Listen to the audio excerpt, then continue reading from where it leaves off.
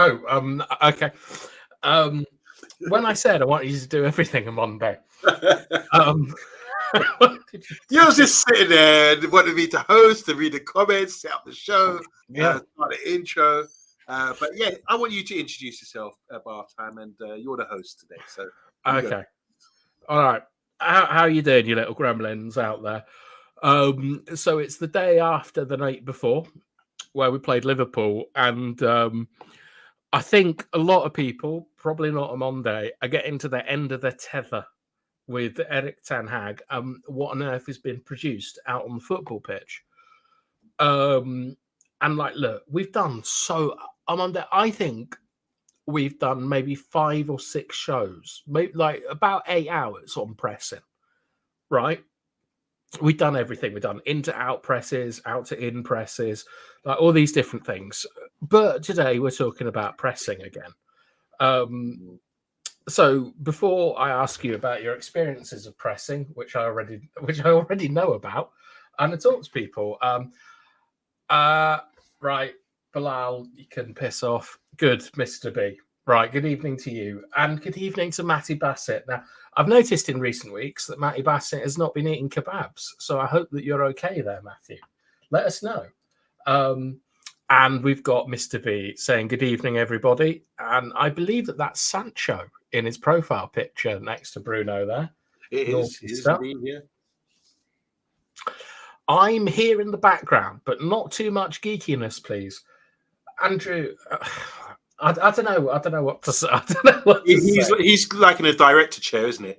I can imagine him turning around in his director chair in a pipe saying, "Come on, not too much geekiness, guys." Like Alfred Hitchcock. Yes, yeah. That's how I can imagine how Andrew to look. That's his look right now. Andrew Hitchcock. Andrew just he just reminds me of a sort of flirty girl who's like I'm here, but you've got to keep me entertained, or I'm going to leave and go and speak to Gavin. Big up, Andrew.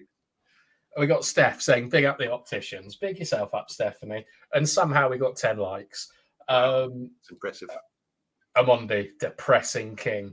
Yeah, that's what the girls call me. That's what the girls call me, man. Yeah, I like to press. Oh, I was hoping we were going to avoid that. The meaning of that. It's a joke. And we got Viking Red in capital letters. Welcome, saying hello every evening. Yeah, good evening to you, Viking Red. I hope you're doing all right. And everyone's basically saying hello to each other because they're all very nice, socially adept people. Right, Monday. Let's so we're going to talk about pressing today, but what we're going to talk about with the pressing is the conditions you need to press the ball, right? Because you don't just, unless you're a 5-year-old playing in kindergarten, you don't just run after the ball like willy-nilly, do you? So suppose, like, tell me about your first experiences of pressing. Was it out in New Zealand? No, maybe before that. I had some good coaching when I was younger, in my early teens. But I will say that I agree with you. Like when you watch like little kids, 5-year-olds playing football, it's like bees, swarm of bees, isn't it? Chasing after the ball. And I think when we were playing like that, we grew up playing street football, and suddenly you're playing like 11 aside as kids, not on smaller pitches, but on big pitches. And you can't buzz like a bee. You can't just chase the ball willy-nilly. That's when you learn about positioning and shape and keeping position. You don't have to run all the time. I told you a story once how I was playing a game for Larkspur Rovers, big up Larkspur Rovers under 10s. And I was getting gassed. I was so quick. I was quick in there when I was, but I was getting gassed and almost thinking I was not able to breathe anymore because I was running after everything. How old were you? Probably about 10 years old at the time. I remember running after everyone, trying to impress, chasing everything down, going at full speed, thinking I was Carl Lewis, and just running out of breath and getting anxiety because I couldn't catch my breath. And I think, what's going on here? So from that day, I was so like stressed from that experience. I think I learned pressing from then about when to go, when to sort of move, and it's really at a young age you can learn the game and simplify things. And if you've got a good coach who can teach you, you can win games massively at that age against teams that aren't structured that way. So that's going to school. We had a good coach called Ted Dell, who was the coach of Chelsea. He was a Chelsea youth coach as well.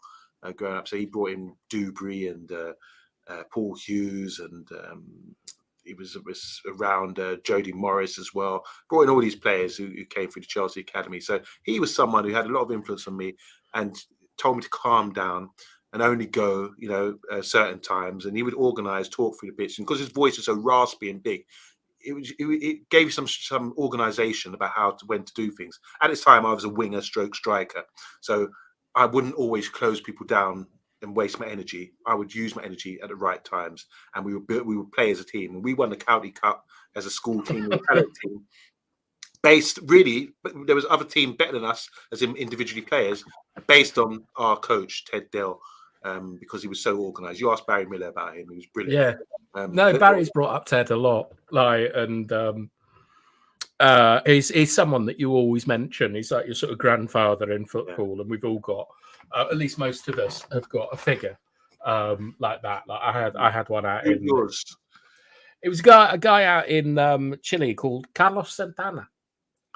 He's Carlos Santana. I've got his album right here. Yeah, I know. It's the same guy. Same guy. It's quite he's called him Cafiche. But he just sort of he did several things. Like he saw several weaknesses. I wouldn't say weaknesses in my game, but he saw some things that were very easy to correct to make me a much better player. And I'd say after about 2 months, I'd gone up like 50, 60%. What kind of things half time? What indeed, like what things? A lot of it was about the other player, right? Was that I was too concerned when I dribbled and carried the ball. I never was able to see if the player was unbalanced and I could accelerate. Okay. So when you see like a master of dribbling, it's like, well, let's say someone who's not great at dribbling, like Sancho, I never thought was great at dribbling for United, because he'd have the ball, very nice, close control. But when the defender had too much weight on one side, he never burst away. Okay. And that was something that I was taught about, was how to unbalance players. And the other thing was moving players about, like when to sort of drop a little bit, when to be annoying and things. And it was more just about sort of trusting my instincts on the football pitch, and stuff like that. And I mean, I don't really think you can get coached a lot about technique after a certain age. Like you can improve your left foot, or you can improve your right foot, or you can improve throw-ins, but you're not suddenly going to learn how to do a Travella like past the age of 14 for me. So it's more about how you use your technique and you use your body is where I think coaching comes in. And the mental side is normally about trusting yourself, trusting your teammates, and sticking to fundamentals. Like, I thought it was quite interesting in the commentary for Liverpool versus United yesterday. Gary Neville said something which I think anyone who's had any coaching will know this, which is that when you're chasing a game, you have to be patient. Yeah, and it's just those.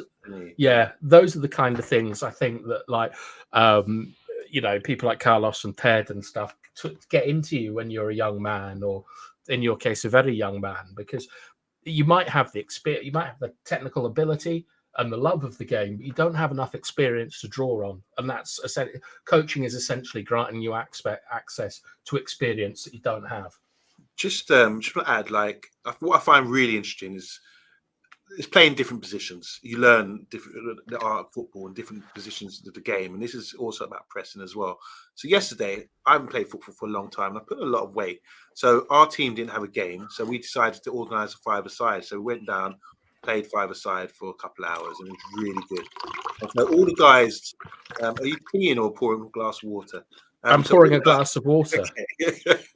So all the guys that I coach in the Sunday side, everything else, they've all heard about me. But when we played this five-a-side, I was strolling through the game, and they weren't able to beat me one-on-one in situations where they're very skillful, quick, and all that. Because of my pressing, I decided when I'd get close, anticipate certain things and stop them from turning. If they did turn on me and tried to do their little trick, I'd pinch the ball or use my physicality on them. And they found it really hard. And after the running joke was, how can you let the coach actually, when are you going to beat the coach or something like that? You can't beat the coach. or whatever. I imagine that was you shouting that rather than No, I anyone didn't. else. They started that because they Oh, were okay. bantering amongst themselves that you can't even beat the coach, he's old or whatever. But it just shows. But all I was doing was getting close when I'm anticipating them to get the ball. They wouldn't see me coming their blind side, stand them off. They'd get the ball and turn into me. I pinch the ball, and then once they realised I was coming for them, they would get anxious and come deeper and deeper and deeper and try and turn and run at me. And when they would run at me, I was shaping up in a way to sort of stop them from playing, and or just dictate where to play. There's two things that come to mind. Are they players that don't have a picture when they're playing? They're very good. They dribble too much. This is the problem. I'm playing 1-2 touch football and opening things up. They dribble far too much, and it's embarrassing to the point. They're very good at dribbling, but they dribble too much. Where their team, we beat them first game. We beat them first 10. We beat them 10-3 or something like that, 10-4, and we was cruising. And the second game we beat them again because we were playing football and these guys are dribbling too much, trying to score individual goals. It's a big deal. But the whole thing was I was talking throughout the whole game to our thing, press, get close, and just strolling through the whole game, and it made it easy. Imagine if you'd kept your physicality like all throughout your career. Like, I'm so envious because you're like, for those who don't know, Monday is a serious athlete, or at least was a serious athlete. And the funniest story Monday has is about Michael Dewberry. It's the George Best one where like a bellboy came in at a hotel and George was like on the bed and there was a Miss World there and two things of champagne and he went, George, where did it all go wrong? And Monday's got his own version of Michael Dewberry. I don't know what you're talking about with Michael Dewberry. All I can tell you is that he's flipping strong at a young age, really strong. And that's how he dominated football matches. And he found he'd just destroy people and destroy myself as well. You told me that like you met him maybe when you were 20 or 21 again, and you did a race or something, and he looked at you and said, "What happened?" No. I didn't play with him at that age. I played with him from about 10, 12 to about 15. Then he went to the academies, and I never played with him again. I was never good enough to get be around him. But he was. I used to run with him pace wise, but just the physicality was too much for me and for everyone. But I think as I got older, when I was about 27, 28, I was at my peak physical strength. I was a beast. I could show you a picture. I was ripped. And you're a bodybuilder, weren't you? Well, I wasn't then. This is before I was a bodybuilder. I was ripped and strong from football and like as fit as I could be. And fit, I think I could deal with anyone. We used to play these big old, in Australia they got the Pacific Island kids, massive. I managed these guys quite easily, physical, just by you reading the game. But it's not about that. But I just think you reach a peak and then you go downhill. But it's all about up here. And you're talking about pressing today. And I think you could still press. An old man team could still press really well if they're organised, because it's a whole team thing. And someone needs to be organising from the back or talking to explain when to go, what to do, and how to make ourselves difficult. And I think you play against these good teams, old man teams, for example, who you think, look at these guys, beer bellies, everything else. But they're so organised. They lock you down, they stop you from playing, and then you're thinking, what's going on here? How are these guys so good? But it's just from communication and wisdom. All right, let's get through the comments and then we'll start the PowerPoints in it. So Kieran, nice to see you. He's just found Nunez in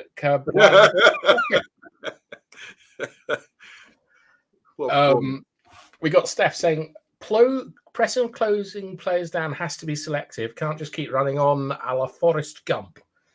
Yeah, that's very true. And I'm a huge fan of using Gump as an insult. Dwight York was a great dribbler, says Viking Red. It didn't strike me as someone who dribbled like a lot. He was an excellent forward, though. That game yesterday was a million miles an hour and played right into Liverpool's hands if they had their shooting boots on. They were very vulnerable when we had the ball, which wasn't for long, admittedly. Andrew, self-aggrandizing navel gaze much. Well, we'll pay you more attention, Andrew, when you can tell us some stories. When you skinned Dewberry, is Mr. B doubtful of this? I think I put fear of life into him because I was dangerous back then. But I have to give credit where it's due. He was a much better player. Was he a centre back then? Yeah, he was centre back, and he was just impossible to get past. I can imagine. He was a good player, Jibri. Yeah. Early doors is saying evening. Stephanie Griffiths starts with the ladies. Bilal, his wife, is good at pressing. Nice. Viking Red has just been listing incredible players, and Paul McGrath is a great one. And then Daily Lecoq. Yes, Yabba. A good friend of mine from Facebook, Daily. How you doing, man? It's good to have you on board. Appreciate you joining us. Top man. Really nice guy. I've spoken to him a few times. So big up Daily. And everyone say hi to Daily in the comments, please. Hello, Daily. Right, we've got 14 likes and we're about to start the show. Bath time, do you prefer triggers when pressing? We're going to talk about this. But I'll tell you my thoughts on pressing a bit later. I'm not a huge fan of doing it unless you do a lot of training as a team. It's a recipe for disaster if it's not organised. This is an odd one. I couldn't skin a statue. Is that an expression you've heard before? I've never heard that before. I'm trying to picture it. Skinning a statue. You have to explain one there, Andrew Williams. I don't know that one. Maybe because the statue hasn't got skin. Maybe it's a joke. I don't know. What's on the menu for Bilal? It's Daily Cock.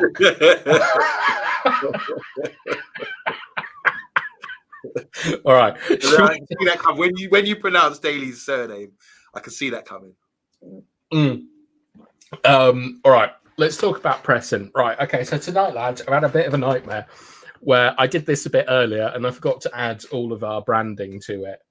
But Andrew is saying they can't move and I still can beat one lol. Right. I thought that was some kind of metaphor or analogy. Like if you said I couldn't skin a chicken. I didn't mean he meant he literally couldn't run past the statue. Okay. All right. We're talking about pressing systems today. And as always, we're going to start off very basic and then get more and more sort of detailed as we go along. So this is a really important point, is that pressing is pressure with intent to win the ball. We talked a little bit about this yesterday, where teams such as Jose Mourinho's Inter team against Barcelona, they didn't want to win the ball, right? They thought that they were more likely to score without the ball than with the ball. So their game plan wasn't to go out and proactively win the ball. It was to wait for a mistake and then capitalize upon it. And that's the key thing with pressing. It's forcing a mistake over allowing a mistake. All right. I don't think anyone's got any problems with that, no? No, that's the real fundamentals, isn't it? The definition. Yeah. All right. Now, the key to pressing, right, is you need pressure on the ball. Okay. Because pressing is even though it is aggressive and you're looking to score goals from it, it's still a defensive action. So if you have a high line, you're going to get absolutely killed if your midfield and forwards aren't putting pressure on defenders. And the higher up in football you go, the more important that is. Like if you think of, I don't know, like Ben Mee or someone like that at Brentford or Everton or wherever he is, like you might think that he's a bit of a, that he's just a standard Premier League centre-back. If you give him a second, he'll be able to hit the ball 40 yards with accuracy. Like the level in the Premier League is unreal. And so when you're playing with all the space in behind, you have to put pressure on the men who've got the ball, or they're going to kill you with a ball over the top. So a lot of the time, you'll hear people talking about Harry Maguire can't play in a high line. No one in world football can play in a high line unless there is pressure put on the ball, or it's not defending anymore. It's just a race. And so that's when you're when you're playing a high line, right? When you're playing horizontally compact, which means that everyone is close together, holding hands, you're leaving space out on the sides, right? And you need pressure on the ball, or you're going to get run to death by that ball being switched from flank to flank. This is what Brighton did to us earlier in the season, was there wasn't enough pressure in central areas, and they were able to switch it out to Tariq Lamptey or Gross or whoever it was, and then our whole team's got to run over again and there's an overload out there. So with pressing, that you have to have pressure on the ball, or you're going to get killed defensively, and it's so important. So are we all happy with that? Yeah. All right, I'm just going to check some comments. Daily Lecoq is just laughing. Good about Bilal. It's Leacock. I know what it is. No, just in case you did, because I don't want to disrespect the man, but yeah, Leacock. It's a famous name. It's a West Indian name, Leacocks. So big up to all the Leacocks out there. Yeah, sure. And there's Blackwoods as well. You know the name Blackwoods, and I know a guy called Bigwood, David Bigwood. Anyway, let's move on. All right. Well, Jenny Daly was a great ex-United player and a German tabloid. Okay. I'm not quite sure about that one. I'm missing that. How much steam is required for the best press? Needs ironing out, I suspect. Hey. There's not enough bloody steam in the world to sort out a Ten Hag press, I'll tell you that. Joking is dead. Is he? Passed away today or yesterday. Oh, that's unfortunate. All right, I've just got an example of an in-to-out press here. Don't worry too much about this, but the white team have got the ball and they're being forced into a certain part of the pitch, which is the right back, the number 2 in this case. This is an in-to-out press, and it's the most common sort of press you're going to see. There are other ones like out-to-in presses, but the important thing that I wanted to illustrate here is that you can see that there is pressure on the ball on the number 2. Like in the final one, there's no options, nowhere to go, no time, and that's an example of having pressure. Like also that line there, the touch line is the best defender. Explain that again. I love this. All right, the touchline is the best defender in the world because it never makes a mistake, and it never switches off, and it also narrows the pitch better than any other defender in the world. And all defensive structures work best when it's narrow. So the majority of pressing is centered about getting fullbacks or players in wide area on the ball because they've got nowhere to go because of that touchline. And that touchline, it's better than Baresi, it's better than Maldini. That's the best defender of all time. And just looking at this graphic, so the white team have got the ball on the left-hand side. They're trying to play the ball out. The Reds are all kind of narrow, and they're sort of giving you one option, which is one of the fullbacks possibly. The second one, you can see the number 11, I think, has gone to close down the keeper because it's gone to number 4. So eliminating the pass back to the keeper and restricting the 4's options here. He can only play it one way to the 2, which is the right back, which is a trap. So as soon as he plays to the right back, the 11 switch moves over to stop it being played back to the 4. And it seems like everyone's organising this, anticipating what's going to happen next. And they like you said, forced the right back in number 2, who's got the ball now, to be in big, big trouble because the touchline is the best defender. There's nowhere for him to go. And no matter how good you are in the Premiership, whatever level you're playing, it's going to be difficult to get out of that situation. So that's a good idea of press. I've learned this from the show, Bath Time, from you guys, from yourself, just doing a show with you. I find it really interesting when you break things down like this. And I think sometimes we need to sort of really break down what's going on here. I love the idea that the blocking off the keeper, blocking off the 4. You can see it there. This is well drilled. And I wish that most teams, or especially my Sunday team, would take this on board.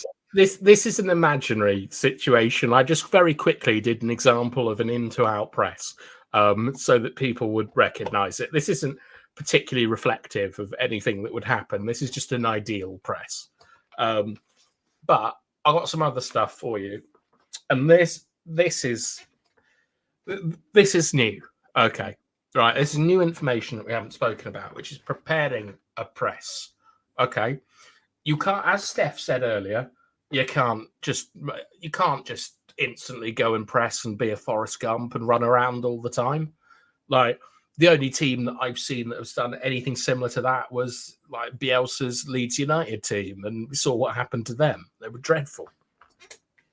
But preparing for the press means moving into the proper positions to be able to press according to the team strategy. right? Right. So if I take it back here, this is from a goal kick, right? Goal kicks are easy to press because A, the majority of teams play short, and B, the ball is by the penalty spot, essentially. So the risk reward is high reward, low risk. Yeah. All right. So this is and also you should have time to be able to set your team up properly how you want to press. Okay. So we see a lot of pressing from goal kicks and throw-ins, for example. But when it's in open play, what you normally see is you see the defense, which is the team that are pressing, condition the play, which means that they're trying to, this is essentially a trap where they're trying to force the play into a certain area and then they can spring the trap. Yeah. Because when it's planned, not only do you have a higher chance of success, but you're also able to prepare yourself defensively better.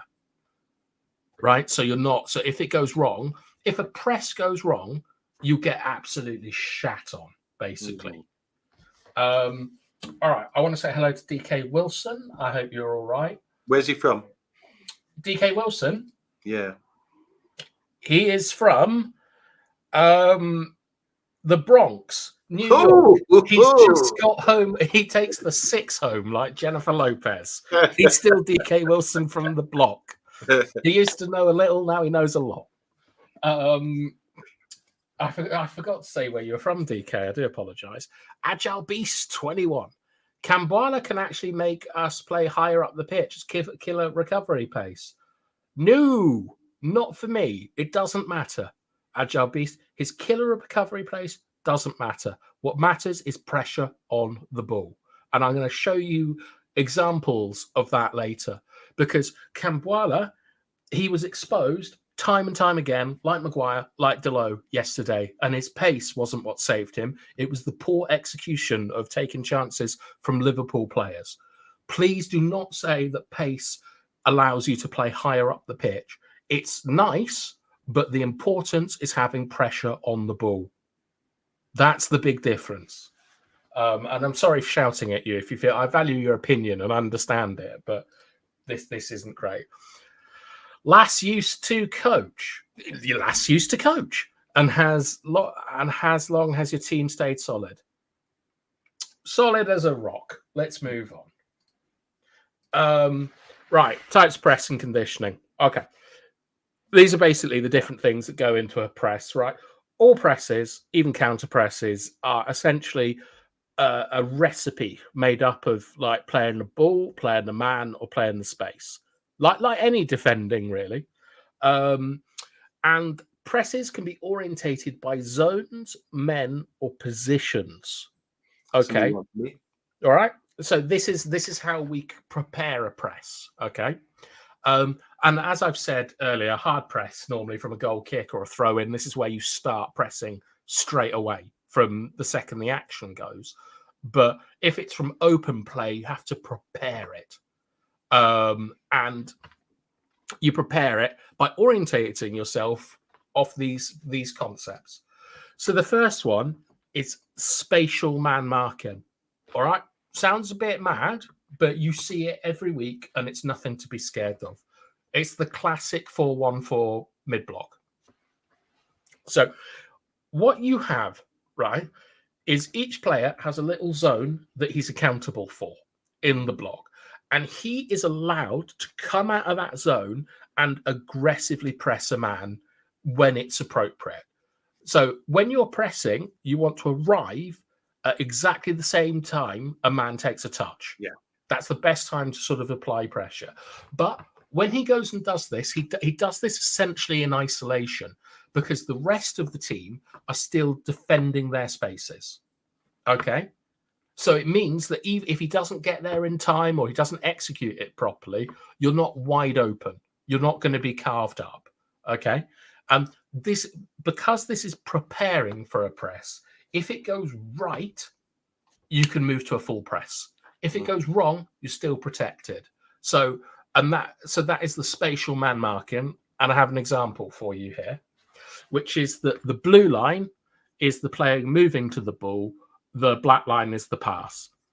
So here, the number 11 The 3 is in his zone. He's been activated. He goes across to apply pressure on the ball. The 7, the 8, and the 10 all stay in the same place, block in the centre, and the number 6 comes across to cover that space. And so if it goes wrong, we're still protected. So Pat's asking here, does pressing require complete squad dedication, bath time, including determination? So here's an example of it. Yeah, I mean, it's coordination is more important than dedication, to be honest. Like when I first started playing in like very sort of specific pressing systems, we would kind of, it took us a long time to see the opportunity where we would go and do something, and then we didn't have the experience, and then we're like, oh, we could have gone full press there. So it's a combination of experience, but more importantly, coordination. So this is just an example of how a mid block can be conditioning for a press.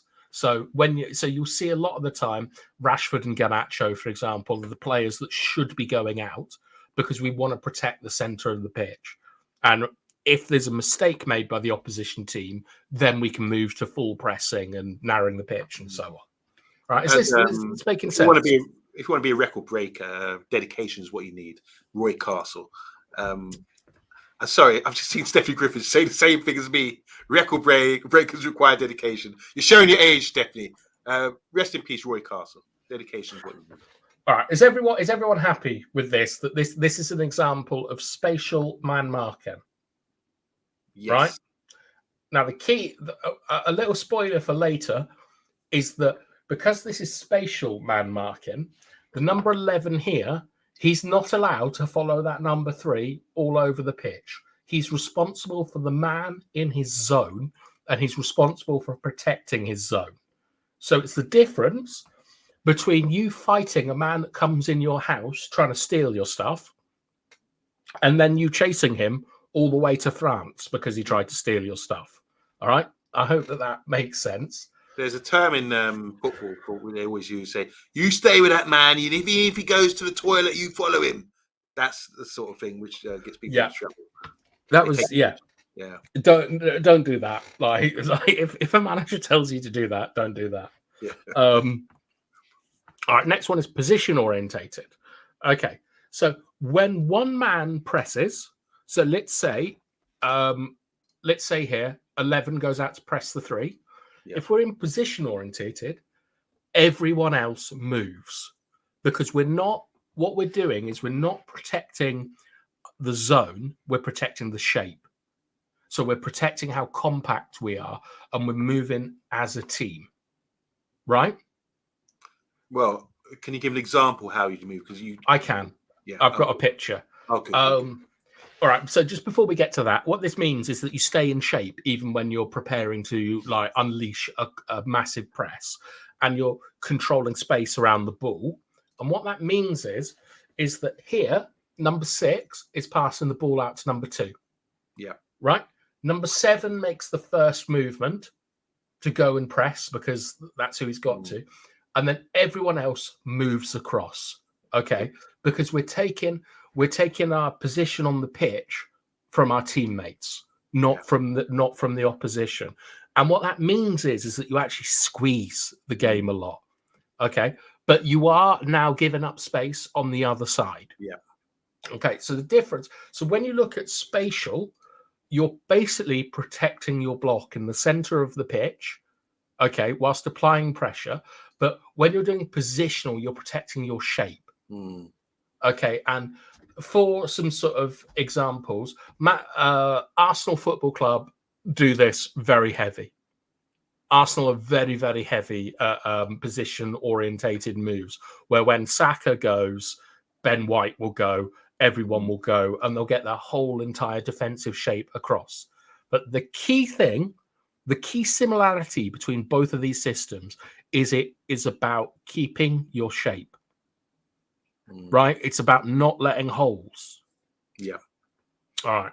We've seen, just by the way, we're playing Arsenal in that second to last game, and the game when we beat them 3-1 at Old Trafford is very similar to this. You're right about the way they press, because our goals, they compact. They made the pitch small, got us trapped in an area, and we are lucky, fortunate enough to be able to play it out with players like Bruno and Ericsson and play through balls, which opened them up from them playing like that.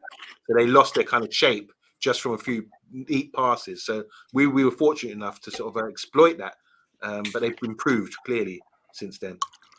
Definitely. Just looking at the comment.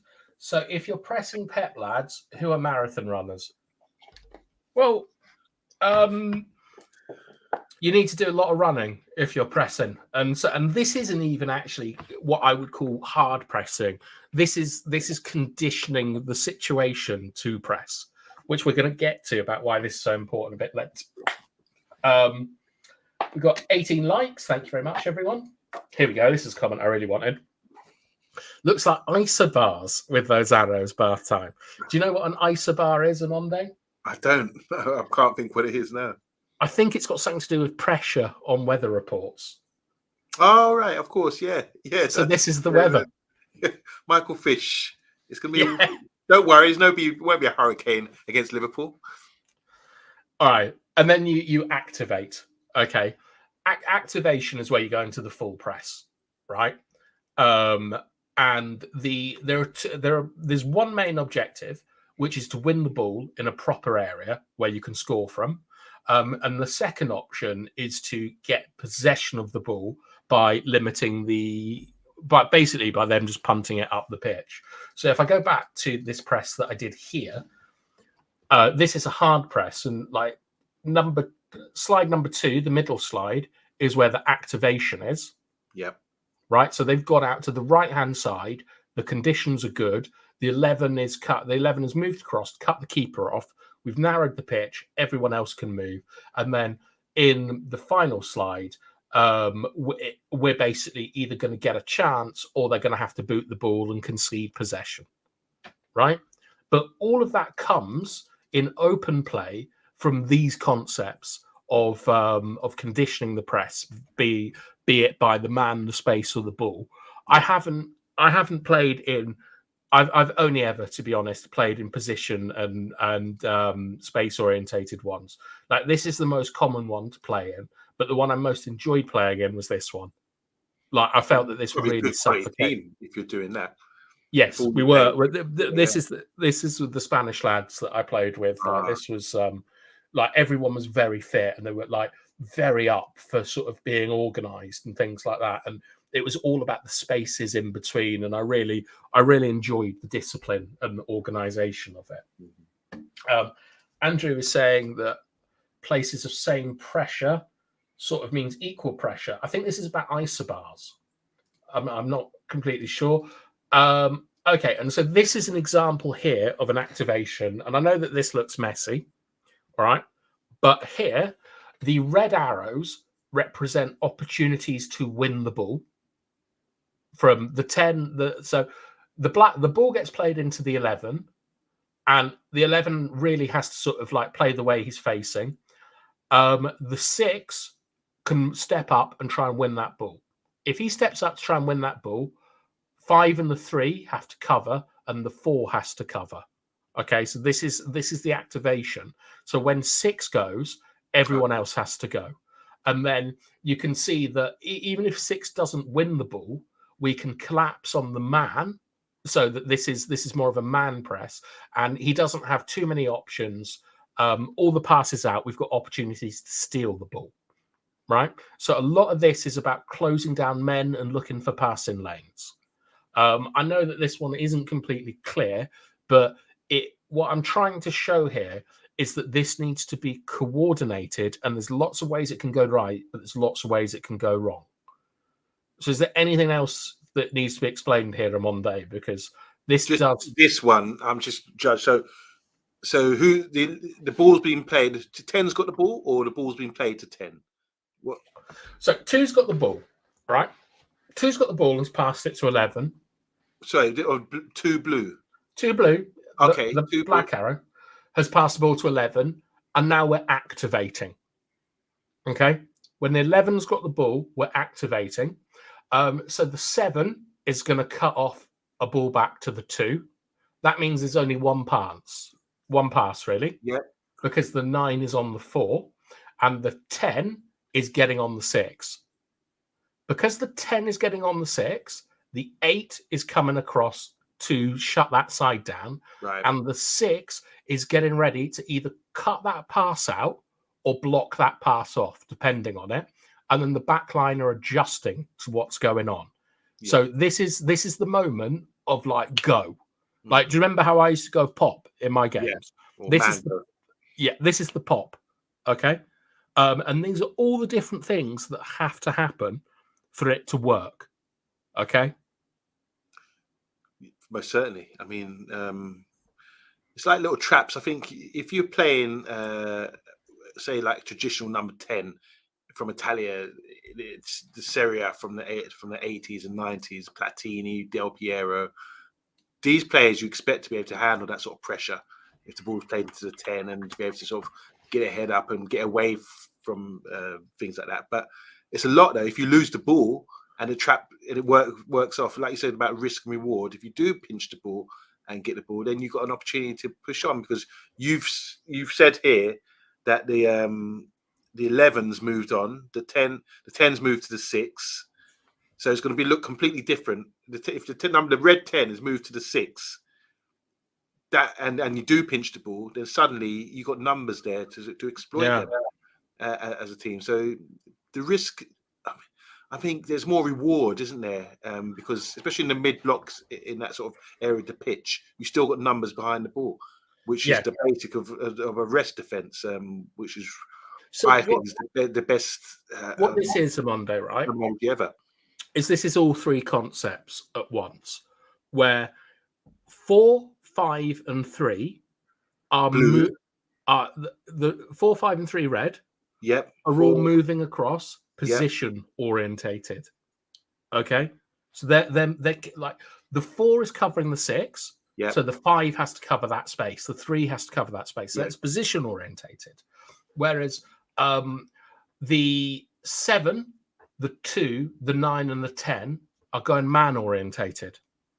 So let me say 7, 2, 9. Okay, yep. And 10 are all going, and the 8 as well, are all going man orientated. And they're doing that man orientation off their zone. Okay. So during the conditioning of this situation, the 10 knows that he's got to get out to that 6. All right. Yeah.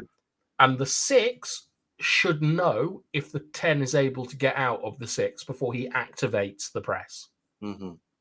Okay. So it's like a sort of cascade effect, but it's something that is prepared for. Yeah. Is this making sense to you? Yeah, it does make sense. It does. I'm just looking. It's just a lot because there's so much going on in this. Here, you know. So there's a little bit of both zonal press and the positional press. Yeah, and the ball as well. Like, because the ball, like where the ball is, people have to orientate themselves from. Yeah. So it's like there's lots of things going on there. But let's move on to the next man. Right. Why a man-to-man press? I'll be honest, I don't know. So I've invented some stuff. One is you get constant access to the player regardless of position. This means that you don't have to worry about distances. So here, the 10 getting on the 6 has to worry about the distance. Mm-hmm. If you're man-to-man, you don't need to worry about the distance. Yeah, true. All right. You can have high pressure at all times. The opposition are going to be moved out of shape as they've got to go looking for space and dropping deep or going wide or whatever.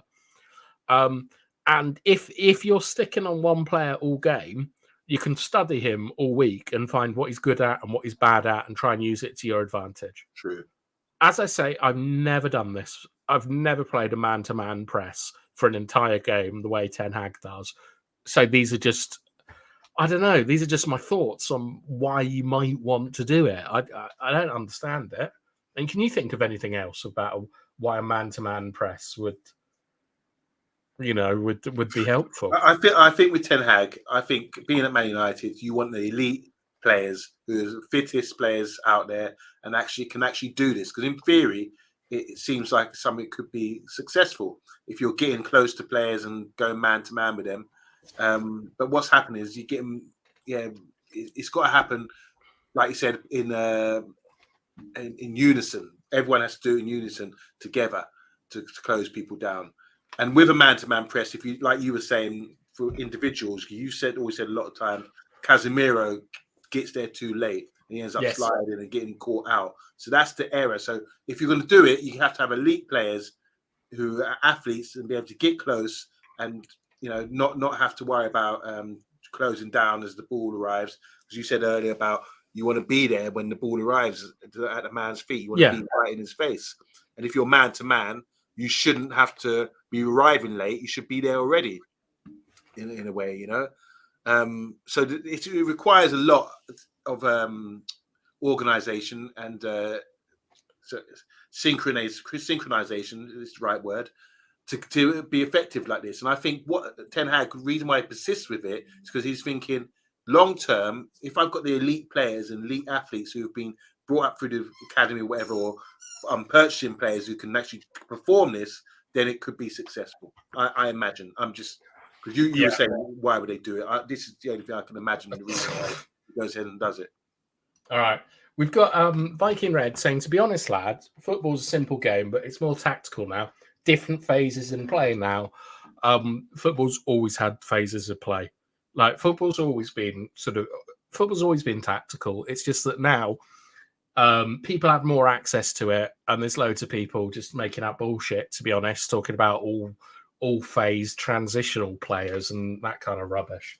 And we've got Tabrice. Evening, fellas. Now, Tabrice, I spent a good 40 minutes analysing some footage that I was sent of your team, and I've heard nothing back from you when I've got an action plan about how to make your team a lot better, because that right back is a stinker, isn't he, Amonde? He was terrible in that game. You're on mute anyway. All right.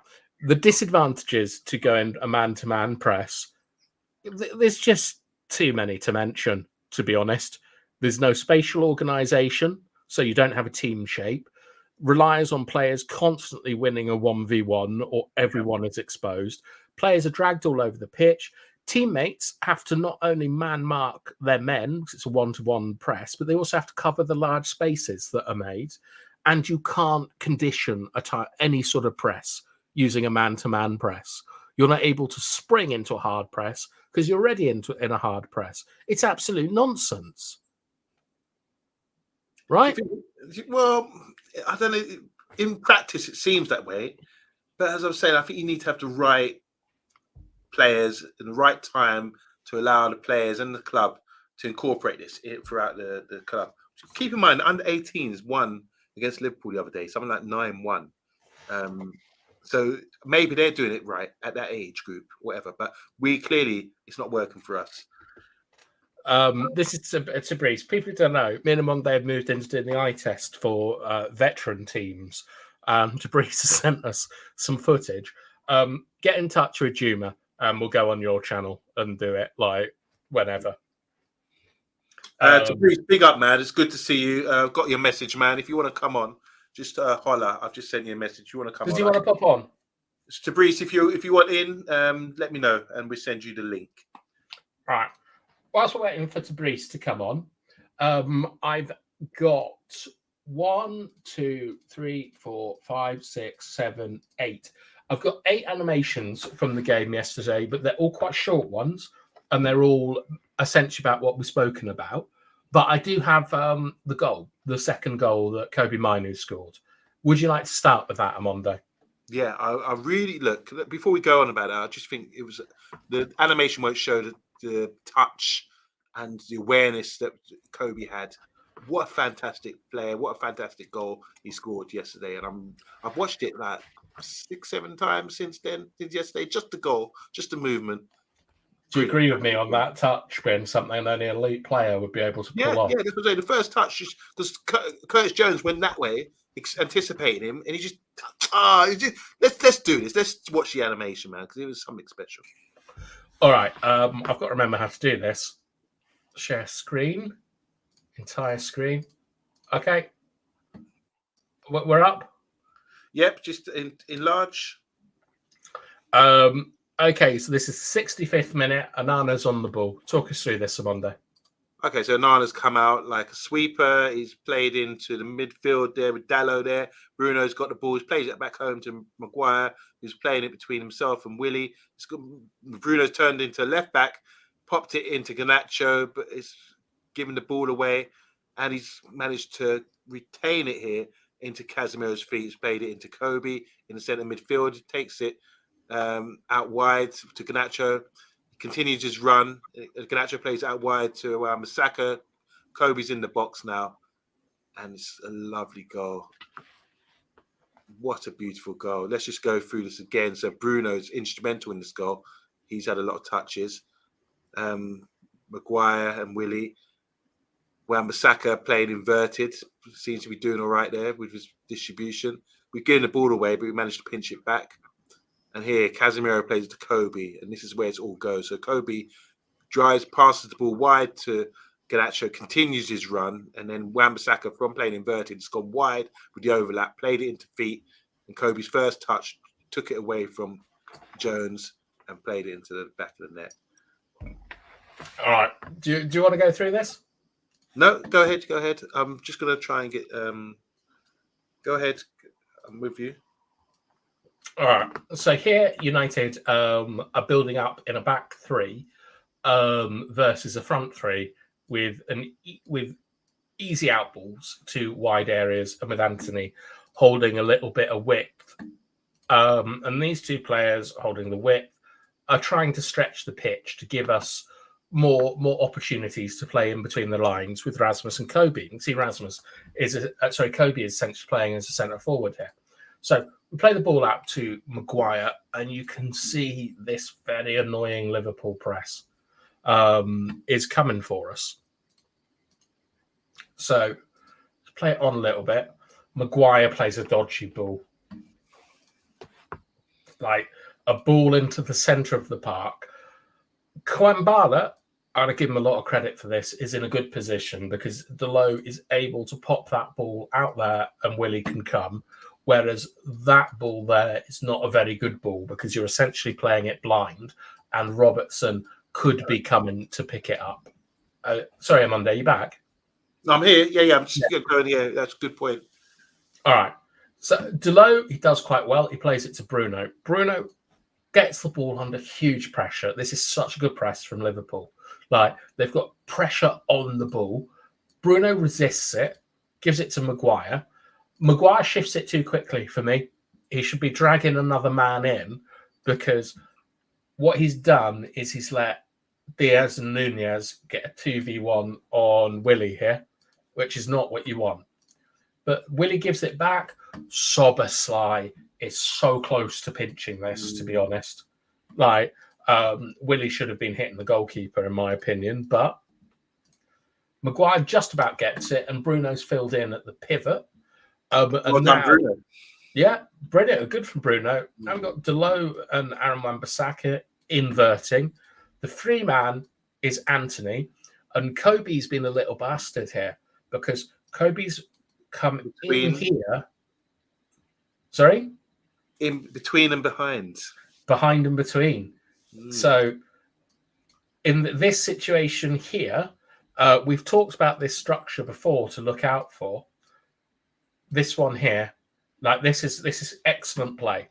And Robertson, he doesn't want to go and look after Kobe because Bruno's one of the very few people who would try that. Yeah. But anyway, yeah. Bruno plays it in and we do a third man combination. Wan-Bissaka, Maguire, out to Bruno. Bruno plays a bit of a shit pass, to be honest, and Kwanzaa gets it. But he gets ahead of Salah and he recovers. Then he plays the ball in. Casemiro miscontrols it. And then look at that, an overhead kick. Mm-hmm. Oh, yes. Oh, yes. Now here, yeah, vision. Casemiro didn't know what he was doing. I know. Right. Now here, Kobe, the obvious thing, right? This is the obvious thing to do is for Kobe to carry the ball to Robertson, commit Robertson, and pop it off to Anthony. That is what everyone is expecting. But Kobe checks, he dummies it, checks inside, and manages to get the ball out to Garnachas, which is just unreal play. Wan-Bissaka is making the overlap. Now with Garnacho, all Garnacho needs to do here is pull these two out of position. He could even do this just by standing on the ball, to be perfectly honest, just put his foot on it. But he cuts inside, which is perfectly fine. Ball gets through, and then little Kobe Mainu, what's he doing here, Amonde? Channel run in between. He's attacking the channel. Yeah. And because of Garnacho's position, Endo can't go off. And Kobe's come behind and between McAllister and Soboslai. Right? So neither of them knows who to pick him up. Ball gets in. He just shields it with that beautiful touch. And then whoosh in the top corner. A really, really nice goal under huge pressure from a Liverpool team. Everywhere, like if I take this back to the beginning, look at the pressure on the ball all over the pitch from Liverpool.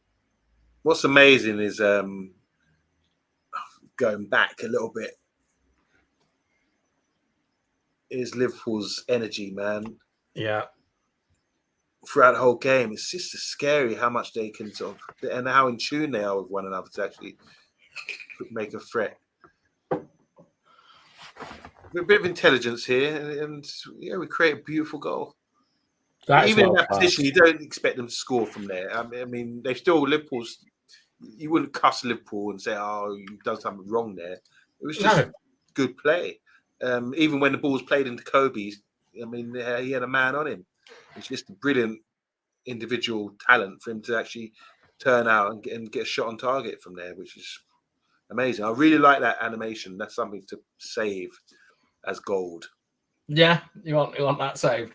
Okay, so the other animations I have mainly concern United's press versus Liverpool's press, and they're all quite short clips. All right, so there's a lot of them, but they're all very short. So I'm going to start off with one that happened almost straight away in the game. Am I? Yes, I am. I'm just loading things up, lads. Yeah. All right. Are you ready to talk me through this, Amonde? Big up Eddie Football Waffle. Welcome. Oh, my mouse has stopped working. There we go. Sorry about that. I don't know what that's about. All right. Second minute, Keller's on the ball, Amonde. Talk me through it. All right. This is from a goal kick, and obviously it's played short as they do these days. Played up to the striker. Salah gets the return, and it's played here. Soboslai, whatever the Hungarian guy, gets the shot off, which is saved by Anano. Happened really quickly. So short into feet. Salah picked up the pieces from the Nunes, who held it up really well. Must have, and they played us in. And we've got, I mean, for Soboslai, sorry, I'm butchering his name, to get so much space there. When we start to play, he's playing as number 10 with Casemiro on him. So if we're going man to man, as we're apparently playing, I expect Casemiro to be in and around him. But yeah, you can see he's drifted away and got yards of space, and they really should have scored. That was a great chance. Do you remember this chance? I just think, it's amazing, isn't it? Like the short corners, it's like the standard now, isn't it, for these top teams? Short, you mean goal kicks? Yeah, sorry, short goal kicks, a standard thing, and you can see when you can create a chance in a matter of seconds from it, from breaking the lines and working something. It's really impressive. If only we had a striker who could hold at the ball or drop it off or pop it off like that, because the ball seems to be pinged. I don't remember this pass, but Van Dijk seems to ping the ball 30, 40 yards into Nunes, who managed to lay it off and set Salah. Yeah. So, like, what we kind of get here, right? Split centre backs. Okay, create a bit of width.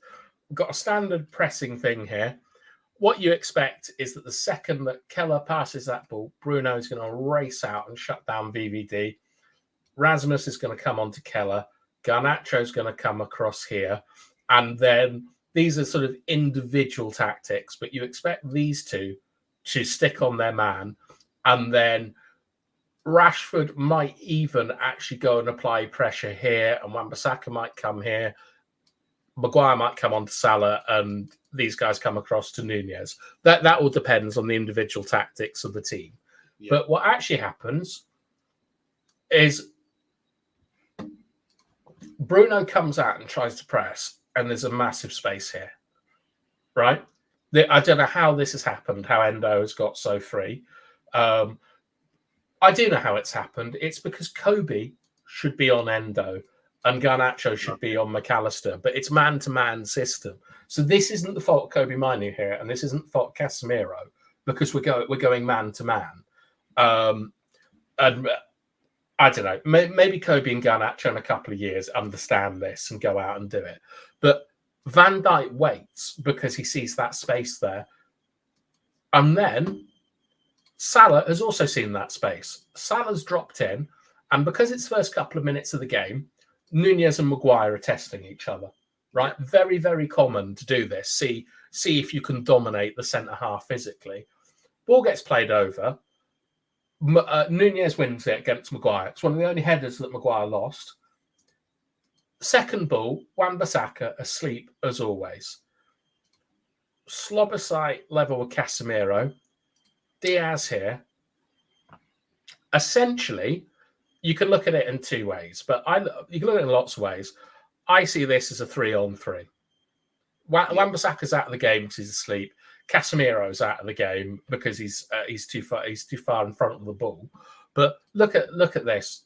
5 players. I mean, I'm going to say 7 players are out of the game because they're too far ahead of the ball. This is nonsense. Salah goes, and a bit like Anthony against Chelsea, he plays a beautiful Trivela ball outside of the left foot in here. And Maguire hasn't been able to recover. Willie has gone out, and Willie's done well here because all he's trying to do is hold Salah up. But Salah shows quality, right? Salah shows real quality with that pass. No one was expecting that pass. And he's just put it into an area here. Like, as it comes out, Delo is fabulous because he manages to come out and cover. But Casemiro's out of the game. And where was Casemiro's start position from the goal kick? It was basically here. Yep. Right? Where does he finish up? When that ball is played, look at that. It's what's that? 10 yards? Oh, it's so poor. It's so poor. There's no agenda against Casemiro, really, but he is getting pulled up every time in the eye test, isn't he? For things like this. Well, to be honest, any midfielder that plays is going to get pulled up in the eye test. Like, because we're conceding so many shots, and so many of them are coming from the outside of the box. That if this was McTominay, maybe McTominay would be able to get here because he's faster and he's a better athlete. But I mean, Kobe Minu, when a shot is taken, is just in our half, and he's a midfielder. It's not good enough. All right. So that is one example of a press that goes. Is anyone Wagwan boys? It's Big G. G. All right. Do you want to see how Liverpool press? Yes, please. Okay. All right. As I say, for some reason, whenever I share my screen, my mouse stops working for a second. So bear. Big up Viking Red, DK Wilson. Hope you guys are enjoying this. Eddie, Football Waffle, Matthew Bassett, Big G. All right. This is 4 minutes in the Monday. Yep. And this is Casemiro taking a quick free kick. And there are 2 balls on the pitch because I haven't done my attention to detail. So talk me through this. Okay, so Casemiro plays at home to Willie, and he plays it square to Maguire. Waits, anticipates Nunez coming, and then he plays it off. And they play amongst each other, and then there's a ball played out. Yeah. That's it, all right? But there's so much going on here. So I'll play it again, and just Concentrate on the movements of their front five. Okay, so Willie's got the ball. They've moved towards Maguire. That's Nunes. He plays it to Willie, and now McAllister comes all the way over to Willie, and Willie's So passing good. on. Maybe this is this a trap for Willie to sort of pressure him when he's got the ball. Maybe worried about his distribution. They blocked the pass. The shadow blocked Kobe, so Willie's only option is to go back to Maguire. Did he play it back to Maguire? Yeah. All right. Okay. Let's go through a proper press and a very good one. I'm unhappy with Casemiro for taking this quickly.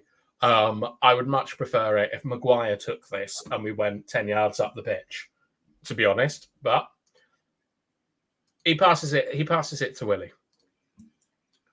Here you've got the pressers of Liverpool, and you've got the team set up. There's no real spare man. Like, you're a moron if you think that that's going to work. So pass it out to Maguire. Maguire's got nothing on. Okay. So Maguire is just going to, he's got two options that he can take, which is to Onana and to Willie. So he's just going to wait, right? He's going to wait and see if a mistake comes.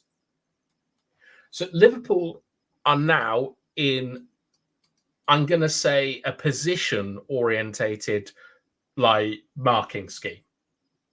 Okay.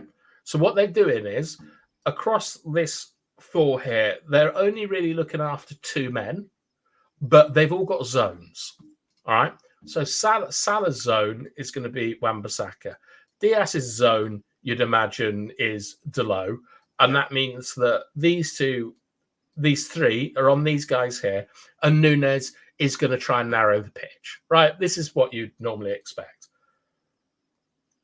All goes to Willie, and then this is where the crazy shit happens. McAllister is a demon, and he jumps, right? So what he's doing here is he's blocking Kobe off with his cover shadow whilst applying the pressure to Willie. And this changes everything, because Willie, if he gives that ball to Delo, Diaz is there. And then Nunez, this is really impressive. Nunez drops to get on Casemiro, and Slobosai is the one that is coming through to get Maguire. So this has to be tactical, because from this position here, I think that Slobosai and McAllister are the ones that are being tasked with getting at William Maguire. Yeah. And they've been asked to cut out the cover shadows. Yeah. But Nunez is covering them as well. So really, really top quality stuff. So you see that Nunez covers and Maguire clears his lines. But like, look, Van Dijk dropping into that space there. He's going to monster Rasmus all game. And Robertson trusts himself on winning a 1v1. And this is what I talked about earlier on, about how you can't play high line unless your midfield are putting pressure on the football. Because look at this pressure that comes in for them to win after like 10 seconds of us in possession, to win it high up the pitch. Look at this pressure.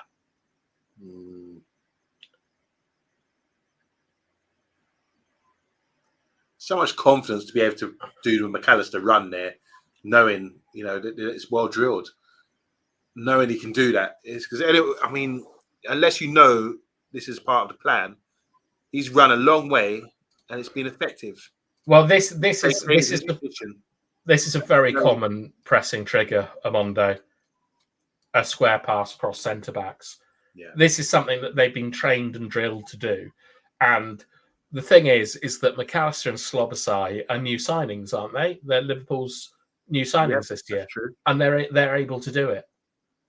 They've been coached, they've been trained to be able to do it. Like there, square pass, that's the trigger. Go. And you can see that Slobosai is also triggered that he's getting on Maguire. So as this comes in and Nunez shuts off the pass to Casemiro, I think what they're basically expecting is a ball to Onana, and then I don't know what happens next. Maybe Salah is out here. Like I don't know what the continuation of this is, but United could play this much better. But Willie kind of panics, and then Maguire kind of panics, and we just boot it out here. So that's one example of a good press from Liverpool Football Club. And do we have any comments? Well, I just have a drink of water. We do. One is DK Watson's just saying, I always enjoy the tactics. Big up to you. Big G saying, I hope you're highlighting how far out position Bruno is bath time because of Eric Ten Hag's tactics. We deserve better saying hi to everyone. How you doing? Well, we deserve better. And saying bath time. Have you petitioned Charles to erect a statue of McTominay yet? Having a little pop. Sure. But he doesn't know about who you think about the Gareth Bale stuff, though, does he? No one knows about that bath time. Come on. And we're not going to talk about that. We're not. And amateur football, Tabriz is saying, always enjoy your videos. Thank you so much. Thank you. Yeah, I wish you did hear earlier, Tabriz. Remember, Tabriz is a Liverpool fan as well, so this is really crucial for him as well because that was a great game of football and really impressive. Well, we've got more for you. Let's go. I'm going to show you another very similar press. Let me just. Why didn't Casemiro turn and dribble? This is a question from DK Wilson from the previous slide animation he had there. When he started. When he did the overhead kick. Oh right. What are you referring to, DK Wilson? The slide that we just had about Liverpool's press, or the goal from Kobe? All right. Whilst you're sorting that out, I'll sort this out. I'm so sorry. I do not know what is going on with this mouse. All right, this is the 11th minute, and it's very, very similar what we're seeing here on Monday. So talk me through it, bearing in mind, try and relate it to the stuff we talked about earlier. So here we go. So once again, we're playing for a goal kick. Now this time we're playing in a free, Nana involved, 2 wide centre backs. It's played up the line, straight ball. That's it. Pinched, yeah. The only option here, played up, straight ball into our number 9, and it's completely pinched. Yeah, I mean, this is the difference, right, between our press that ended with Slobosai having a shot on goal and Liverpool's press. So here again are the pressers. Okay, this 5 here. Ball gets out to Onana. Onana pretends to pass to Maguire, but is going to give it to Willie instead. So Salah is cutting off Maguire, but he's also cutting off this part of the pitch over here, right? By doing that, I would, to be honest, a keeper of Onana's quality, I need to start seeing these balls. Right. Okay. But he doesn't play it. Gives it to Willie. Diaz already on. Nunez picking up Delo. Salah ready to get ahead of Onana. Garnacho has Robertson on him. McAllister's on Kobe. Szoboszlai is on Casemiro. And because there's pressure on the ball, he can't play that pass. And you might say you never see that pass in football, but we've seen that pass against us twice because there hasn't been enough pressure on the ball. Do you remember against Brentford, against Liverpool, and no, it was against Spurs and Nottingham Forest. Those are recent games, yeah. Yeah, there wasn't enough pressure. So Willie gets it, and he bangs it, and look at this. Yeah, munched. 4 players around him, Kwanzaa and Bradley, able to cover because Liverpool are desperate to force it to this area here with Virgil van Dijk. That's what they're doing. Van Dijk, they're dictating to us. Exactly. Interesting that, like the first slide, 3 slides you showed of playing out from the back from a goal kick. The first slide, the first 3 pictures you showed is kind of a trap again, giving it to Willie twice. The last 2 ones have been giving it to Willie, and he's been under pressure and not been able to do much of it. With fair play, I mean, it's tough. When you go back to Willie, there's not much he can do when he's got Diaz. I agree. I know that all of these look quite samey, But I promise you they're the same thing. I've got another one where we tried to make an. Oh no. Yes, I accidentally deleted it, but I've now solved that. I'm going to show you how we tried to make a change. And I swear to God, it was going to look like exactly the same thing, but it's not. But I'll just answer any questions.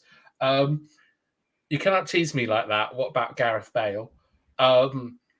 I said the other day that I thought Gareth Bale looked a lot like Prince Charles, and Amonde laughed for quite a long time. So that's what that's about, is that we think that Gareth Bale and Prince Charles look a little bit similar. And Keith Richards. And Keith Richards, yeah. So it's just very silly. Is it me, or do United play way too many square passes, which makes life easier for any defence? Square passes don't make it easier for a defence. Square passes are extremely important. The problem is, DK Wilson, is that when you're taking a goal kick, as we said earlier, right? That is where you can do a hard press. You're going to get hard pressed off a goal kick because the risk-reward ratio, as it were. In those positions, square passes kill you, right? That's what they're looking for. But when you're in second phase play, you need square passes because it widens the pitch and it opens spaces. I don't know where this came from about, I mean, people call McTominay McSideways sometimes. And I'm like, boys, you've got to get out on a football pitch and play some football, because sideways passes are how you win football matches, because they open the space for other players. Like, you can't, what do you want them to do? Boot it forward. But they used to say that about David Batty. Do you remember him? He used to play for Leeds and Newcastle. Yeah. Yeah. And they say, oh, he's terrible. He plays the ball sideways all the time. But in the second phase of play, the ball would stick. You never give away the ball because he's playing percentage passes sideways. And as Gary Neville was saying during the game yesterday, being patient as you build up, rather than giving it away in that sort of second phase. And you just said there, so you're saying in the second phase, you've got to sort of get width. It allows you, if you're playing square passes there, sideways passes, it allows you to get some more width in that sort of area of the pitch. Yeah, widen the pitch. When you're attacking, you want the pitch narrow. When you're attacking, you want the pitch wide. When you're defending, you want it narrow. There's more to it than that. Those basic laws of thumb. I know we deserve better. He does look a lot like Prince Charles. I wonder if Prince Charles enjoys golf. Prince Charles goes golf, monarchy, sons in that order. Okay, all right. Look, let's get on to more of essentially the same thing, so that we can really drum this into you. This on Monday is this looks exactly the same, but I promise you, I think that this is different. So this is United again trying to play out from the back, and after having some issues, so once again a square pass to Willie. This time Nunes has come over to him, and Dalot's dropped into a position here to give him another option, and then it's played down the line and it's eaten up. But this time Dalot's dropped off for a square pass, whereas before there wasn't a pass there. And Liverpool, what's happening here? So okay, Garnacho could have received the ball, but he was under pressure. So I think the only adjustment here is Dalot dropping in. Yeah. So this is Dalot trying to solve a problem, and it just doesn't. There's no answer to it. So we do the same thing again. I still want more from this man here. So you want him to come out? I'm not saying like drive up here, but get the ball to Wan-Bissaka, and we've beaten the press. Like, the £50 million goalkeeper, good with your feet. I want more. But so we get it out to Willie, and Willie is in the prime activation area because the touchline is the best defender in world football. Okay. Dalot gives him an option, right? Dalot drops in here, and I am of the opinion that Casemiro should drop here. But he doesn't. The ball gets in. Casemiro's too late now. Right. And then here we see a little shimmy just to get out of trouble. Maybe go home. And we can do some sort of combination. We can't, but here we've got this kind of unit of Liverpool here with Kwanzaa coming across a lot because Liverpool are expecting a long ball here. Mm-hmm. Garnacho drops, right? And that sucks Robertson in. And what you'd normally expect to see when Robinson gets sucked in is you'd expect to see Virgil van Dijk drop a bit here and Endo to come round and Kwanzaa to come round. This is, if Debris is still watching, this is a very standard Virgil van Dijk move. That when Robertson goes up here, Virgil van Dijk he runs backwards. He gives himself like more space to deal with the problem. But Delo pings it, and Virgil van Dijk, do you know what he does here, Amonde? He doesn't even head it. He takes it on his chest. Wow. With Rasmus in front of him. Yeah. Just takes it off. And once again, you see the men around the ball here. Absolutely done. Like, these are all our free men are over here. Like, Slobosai, like on Bruno, Bradley, like, you know, these guys can get out if they need to. But this is a proper press. Like, look, take it back again. They've only got 2 in their front line. They've got these guys on a diagonal. They've got these guys on a diagonal. They've even kind of got Slobosai sort of like almost in between the lines on a diagonal, because I think what they're scared about is Casemiro is very one note, but what he's good at is receiving a ball and pinging it out to a wing first time. Yeah. So I think that what Klopp's done is here he's got Slobosai just picking up Casemiro between the lines. And like, look, we play it out. Salah instantly just cuts off that side of the pitch, and Salah doesn't work very hard. And Onana, man, look, you can try that ball. Like, we've got to get better at this, because this is unfair on Big Willie style here. It is, because like, Maguire's taken the goal kick, and 3 times I think I've shown that it's come out to Willie in really difficult positions, and he's a rookie. Like, I just don't think this is very good. I wouldn't want Varane in this situation. I've got a lot of respect for Delo for trying to do something here. Yeah. Because Willie, he wants to play that pass. He's got men coming at him. He's got Robertson coming up here. He's not quite committed enough in his mind about what he wants to do. And Delo makes his mind up for him. Delo, good movement. Stop right there. Why does Willie? I don't understand. Willie's gone past. I know. Why go over there to drag players there? He should have stayed wide, peeled off a little bit to the corner flag, maybe.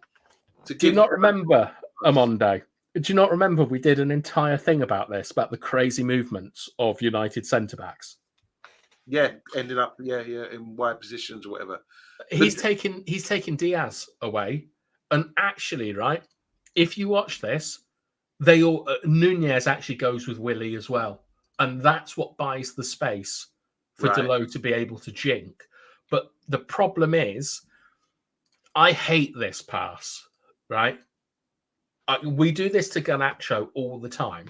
We play it into Garnacho, and he's just basically going to have to go there and try and get a free kick or whatever.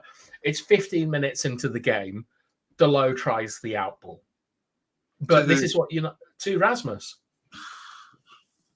Like, as Garnacho makes that run, Rasmus should be making that run. Yeah. Right, and then Kobe should be running in between there. That's what you would expect to see. But Van Dijk, I know people call him Van Disney, and like everyone seems to get angry that people think he's a good centre back. He's been the best central defender in world football for a very long time. Oh yeah.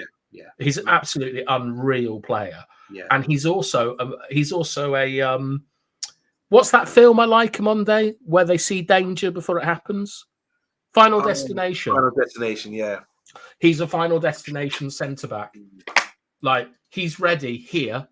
He's already backing off a little bit to give himself room to defend here because Robertson is going. In Holland, the senior pros, like the ex-pros, they don't rate him. They always criticise Van Dijk. They say his position is not good. I can't see it. I think he's fantastic. Who says that? the senior pros like the De Boer brothers, Frank De Boer, a lot of I can't What remember about Yip Yap? who. Sorry, Yip Yap Stam. What does he say about I him? haven't heard.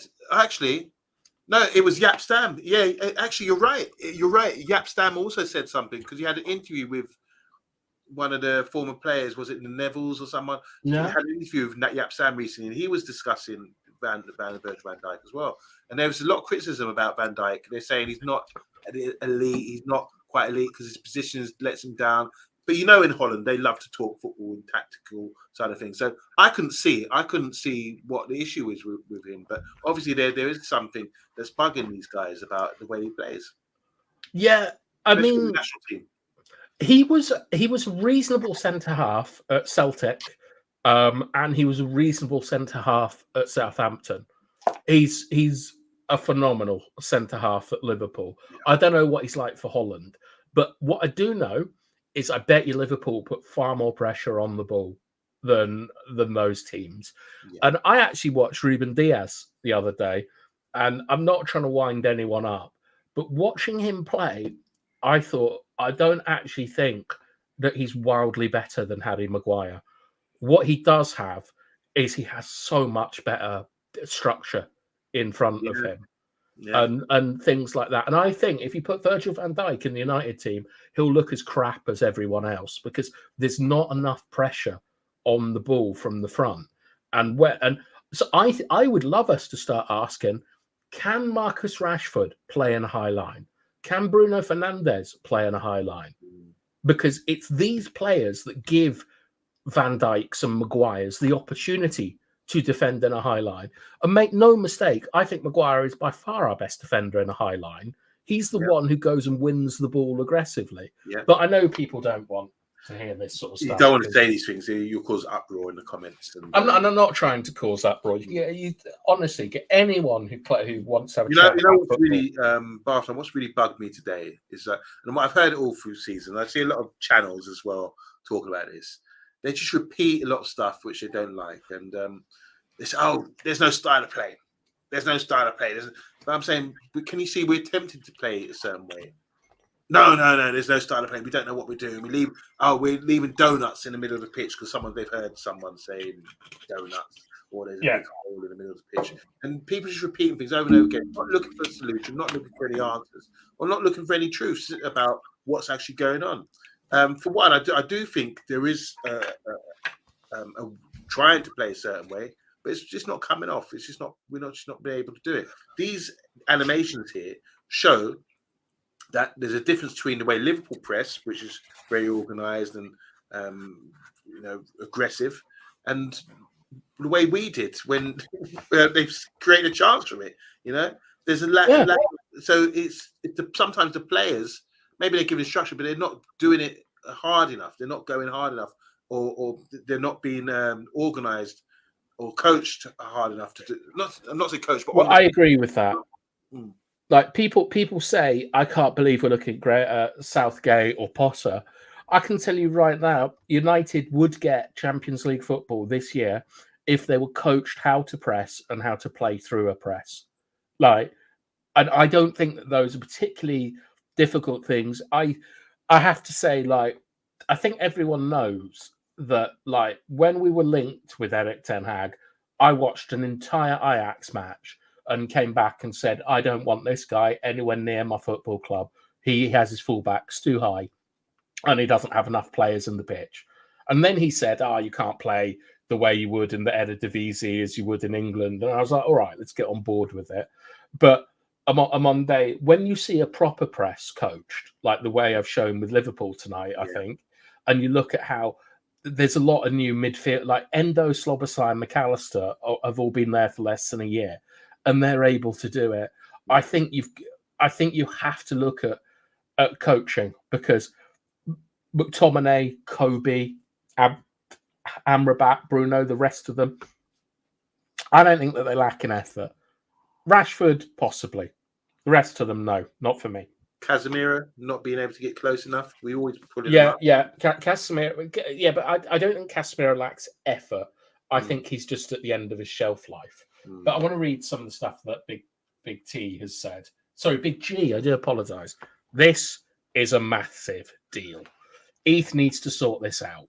Did anyone see the stat that Manchester United is second with the most shots against them across the 6 top leagues in Europe? A couple of emojis that, ironically, I don't know what they mean. But yeah, Big G, I couldn't agree with you more. We Deserve Better he's well into conspiracy theories about how people look, so maybe we'll get him in for a show one day.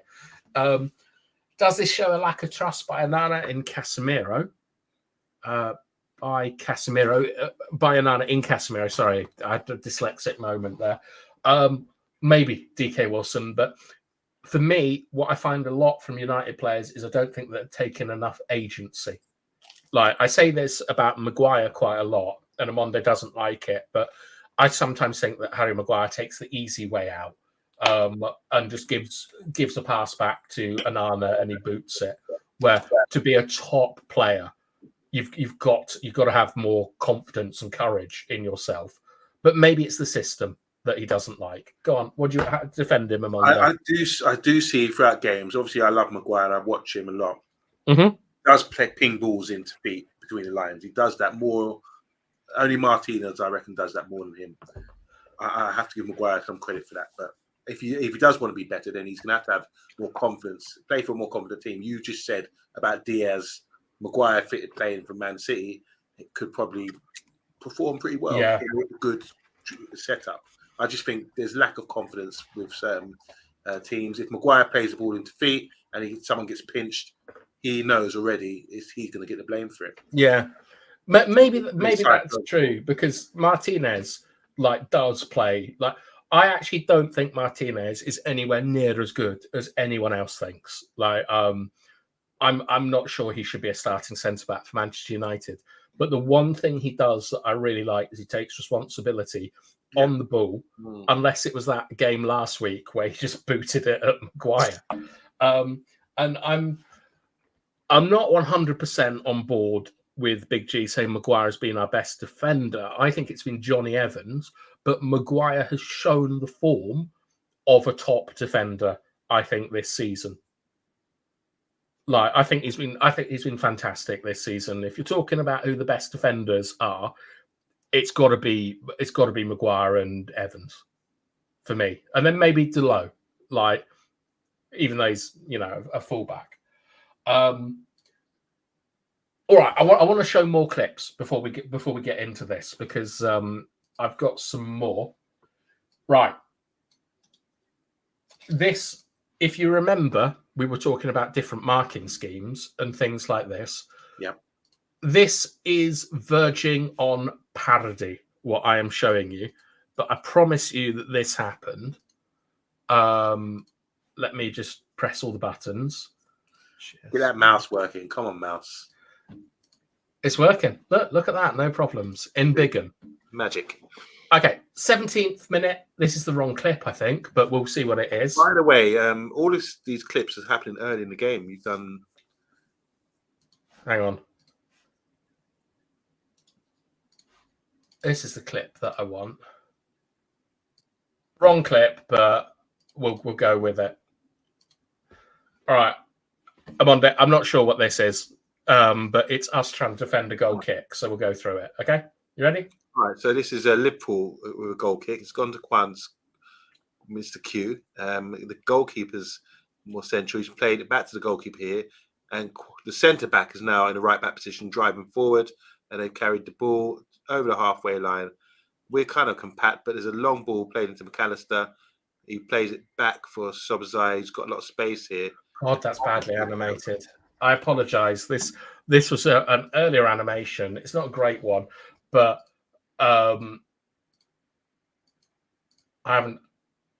saved the wrong one. But the point is here, right? Not enough pressure on the ball. It gets out to Kwanzaa, and compare the difference, right, between the pressure on the ball with Kwanzaa compared to the pressure on the ball with Willie. And Kwanzaa is able to run, and Kobe has come, because Kobe's man marking McAllister, he's run all that distance, and McAllister then runs off the back of Kobe, And look at that ridiculous space that's available there. All right. And then he just gets in. So this is an animation that I've saved by accident, to be honest. Good one though. When you see it, I think I do recall. It's not a good one because it's the first No, draft. about the movement, showing the movement of McAllister to peel off the man marking Kobe. I'm sorry, I have standard. That one I haven't checked it through fully, so I'm not comfortable. No worries. This is a throw-in in the 19th minute. So Bradley's on the ball. Talk us through this one, Amanda. Okay, so throw in by Bradley. Endu picks it up, goes wide to Salah, gets a return into Endu, plays it forward into wide space here for Robertson to drive forward. He's got Nunes beyond him, and he decides to shoot. One of many shots. Bloody throw-in. So Garnacho, a bit late pressing. You know what? This is a really good thing because the theme of the show is about pressing, isn't it? Yeah. And stopping people from playing. It's just, it's too open. All right. So when we look at it, Slobosai is going to make this movement here, and he's going to draw Rashford. Rasmus on Kwanzaa, Bruno on Endo. Kobe man marking this far up, right? Kobe should be here for me, but he's marking this far up. Garnacho's on two men. Should the defence be slightly pushed on, like Liverpool were, kind of? Yeah, absolutely they should. But I think that this is, I'm going to show you a clip later, I think that this is United trying the world's worst pressing trap. But anyway, Bruno gets sold the same as Rashford by this Slobosai run. Bruno is watching there. Endo, blindside run. I would like to think that Casemiro has told him, but who knows? Gets out. Casemiro doesn't know his distances, is late. Mm-hmm. One touch to Salah. Salah, one touch to Endo. Willie stepped up. Maguire's dropped, which is not the worst thing in the world, to be honest. Like a centre-back going and a centre-back dropping. Yeah. I'm actually all right with. Kobe, you know, he started here. He's had to run all this distance to get back to McAllister. It would just be much better if Kobe had been here in the first place, right? Because then he could be standing there. Now, Endo mishits this pass. He's looking for Nunez. But it falls to Robertson. Look at that. Disgusting. Absolutely disgusting. Now, go on. I was going to say something, but with Maguire dropping, he's in a decent position here. Like, it's not a great position, but it's a decent position. Garnacho, he's let Robertson go. Kobe is struggling to get back into zone 14, this kind of area here. McAllister's going to be completely free. We get oh, please work. Okay, we get completely let off because Robertson comes in and hits a terrible shot. But that area is a problem. Yeah. McAllister runs into that area there. Willie has to come out. Robertson can go. Diaz can go. Salah can come around the back. Absolute nightmare. And look at this from the throw-in. Starts from there, yeah. Like this here, I am about to bin my effing mouse. I'm moving it. I'll try plugging it back in again. What you got it against your leg or your board or what? I'm using a mouse mat, and it is refusing to do what I'm telling it what to do. Can you give it a spank? Or like a Fonzie? I've given it a lovely little spank, and like a good girl, it's responded. So here, Kobe's too amazing. This time position, how we can end up with a shot on goal from the left back, and when you're supposed to, the distance is like you said. Yeah, here you go, massive distance. Look at that! It's just so starting there. I think the defensive line should squeeze up a bit more. If you want to make the pitch narrow and compact, you should start the starting position from a throw in. Here, I think the defensive line should be at least so 5. Harry's got to tell them to Just get up here, and then Casemiro's got to get here. Yeah. Well, no, well, not necessarily, because if the defender's up, we'll just stay where he is. No, Casemiro's got to move. Oh, if the defenders come up, maybe move 4 or 5 yards ahead of him. So here, would you say take the position of Wan-Bissaka and have the line there? Yeah, because what we've seen with Diaz was in the face of people. There's Rashford. So I think if you push the guys up, there's 3-on-1 there, basically. Let Casemiro come more central. You can't be offside at a throw-in, though, can you? So do you think that I mean, I'm not saying Bradley can do that, right? But maybe you do drop deeper in the Premier League at a throw-in. Well, the issue is that we've always had is that there's only one man in the middle. We've got one single pivot. Go and protect him by getting in amongst him with the defenders. Push up a little bit closer towards him because the gaps are just too high. There's too much distance between that Casemiro and the guys ahead of him and the guys behind him. So what about this? What about if I'm going to put this on Willie just because maybe if Willie steps up here and we have Maguire and Delot looking after Nunez and Willie in this area here, does that solve any problems for you?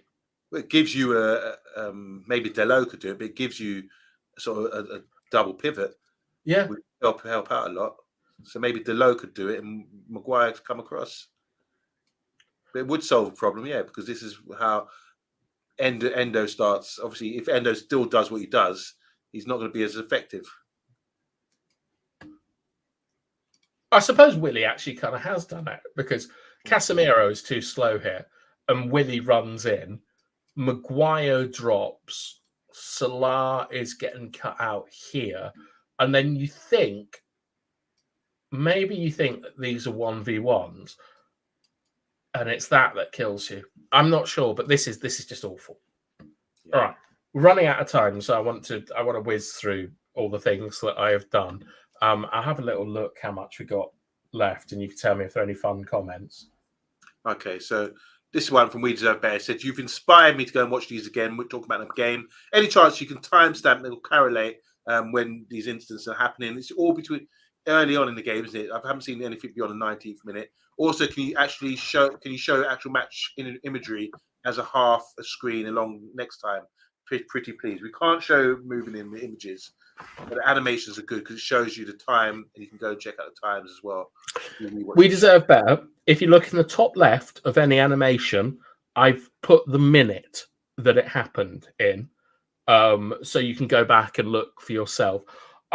We tried a couple of weeks ago to put 6-second clips in, and we got copyright struck or something. So the channel gets deleted if I get them wrong again or whatever, which I personally think is for the best. But apparently a lot of people would be upset if I got the United Agenda deleted. But yeah, I mean, like I do timestamp them, but sometimes I forget. DK was saying maybe Ajax never drew Premier League teams in the Champions League. I need to check this if they did, because obviously Ajax, the way they played, got pretty far under Ten Hag, and he actually said he had to adapt the style when he came to England. They absolutely bottled it against Spurs in their Champions League run. Hijacker2 saying here, are we playing chest? Now we need therapy. Do you mean chess? I think he means chest. Yeah, chest. Sorry. Big G saying here the high line pressing doesn't work in the Premier League. Sorry, it just doesn't. And we've got Big G again saying, "Or you have to choose your moments to do it." We try this all the time. Okay, there you go. 100% Big G. Earlier on, I know you weren't here. We talked about conditioning presses, which is the situation that allows you to launch a press while still being protected. And I'm going to give you a final clip now, which is a perfect example of how not to launch a press. So I'll load that up. I'm so pleased that I've got the time in the right corner. How's the mouse running? Mouse is doing all right. Good, good. So do you see up here, we deserve better, the 37? That's the minute. So if you look at the full match replay, if you go to this sort of minute, you'll see these clips. Okay, Amonde, Keller's on the ball. Talk to me. So once again, we should be pressing. We try and improve our pressing. And this looks pretty good at the moment because Q's under a lot of pressure there. He plays a weird ball into the Hungarian. And here's wow, that could have come off. All right, so I think this is a slight improvement here because they played a ball. Really? I don't think the ball's too good there. Q playing that ball into number 10. Okay. He seems a bit pressured. I think, whereas before, like Bruno's got in his face, Kwanzaa. I want you to look at Casemiro and Kobe and come back to me on if this is good press or not. So Bruno has gone over to Kwanzaa.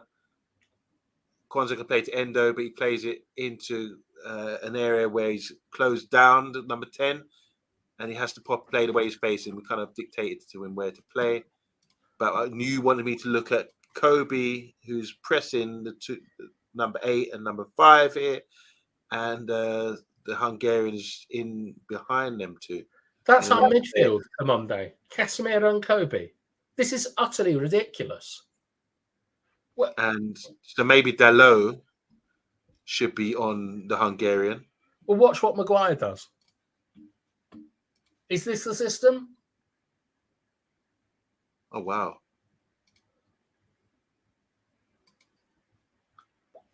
Wow. I mean, he's come a long way to close that down, hasn't he? And McAllister, you silly boy. Right. That's the pass. I know he tries that one. Yeah. That's the pass. So let's run it from the beginning again, because I just want to see how can you play from. Why are Liverpool so successful like this? Or is it just us? Because it's us. The league. It's us. So once again, playing out from the back, played into the centre back here, plays it plays the ways he's facing. Okay. And suddenly everything's just open up. There's two options wide there. Like you say, he picks the wrong one. But I like this here. The reason I like it is because when it's played into the number 10 this time, it's like, haha, we're on you. Yeah, but this is a third man combination. This is how you beat your press. Like, look, this is okay. I mean, it's not right. It's not okay. I'm not going to say that. You have your three here, right? That's your first line of pressure. That's okay. You've got Kobe and Casemiro. Rashford, for some reason, and he was doing this all match, is trying to cover the space of Casemiro. But this is the issue here, right? That's a +1. Yeah. Fine. Dalot's got to get up here. Okay? Dalot's got to get up, and you've got to trust these players to be able to deal with those two. But because Diaz has moved inside, this here is a +1 for them, which is unacceptable. And Kobe, man-marking McAllister. Casemiro should be man-marking Slobosai, but he's gone on to Endo. Right? And Rashford, who should be out here, and Bruno should be here, is now going to take over Casemiro's job, which this is just nonsense. So the ball gets played out, and there's adequate pressure on the ball. But because Keller, even though he's a bit of a rookie goalkeeper, is more composed than Onana, he waits. Bruno hasn't pressed correctly. Harry has come charging in to pick this space up here. So this is okay because this is arguably now a +1 with these three here. Yeah. But this is not okay. This is something we see time and time again, that United overload one side of the pitch and yet allow a clear pass to cut out at least two lines of pressure. It's happened loads of times. I can go and load some clips up of it going. Pop it into Endo. No pressure on the ball on Endo. He gives it to Slobosai, but even though they're close, they're not close enough to affect it. And what is Kobe cutting out with his cover shadow? Nothing. Nothing. Casemiro, what's he cutting out with his cover shadow? Maybe Endo? Yeah. Could Rasmus be here? Kobe should cover shadow McAllister, possibly. Yeah, of course he should. McAllister is his man. This is poor from Kobe, but it's also a poor tactical setup. And that there isn't, I know it looks dangerous, but that's not. Because they haven't blocked that lane there, and they also haven't blocked the turn here. Right? I mean, Maguire, if this ball is in the air, yes, this is all right. But a ball into feet here, there's a possibility that you can turn there. But the only reason you have the possibility to turn there is that there's a clear pass here. So it's just poor all round, and then drops the ball off, and then this dozy so and so and this lazy so and so, none of them noticed the run from Bradley,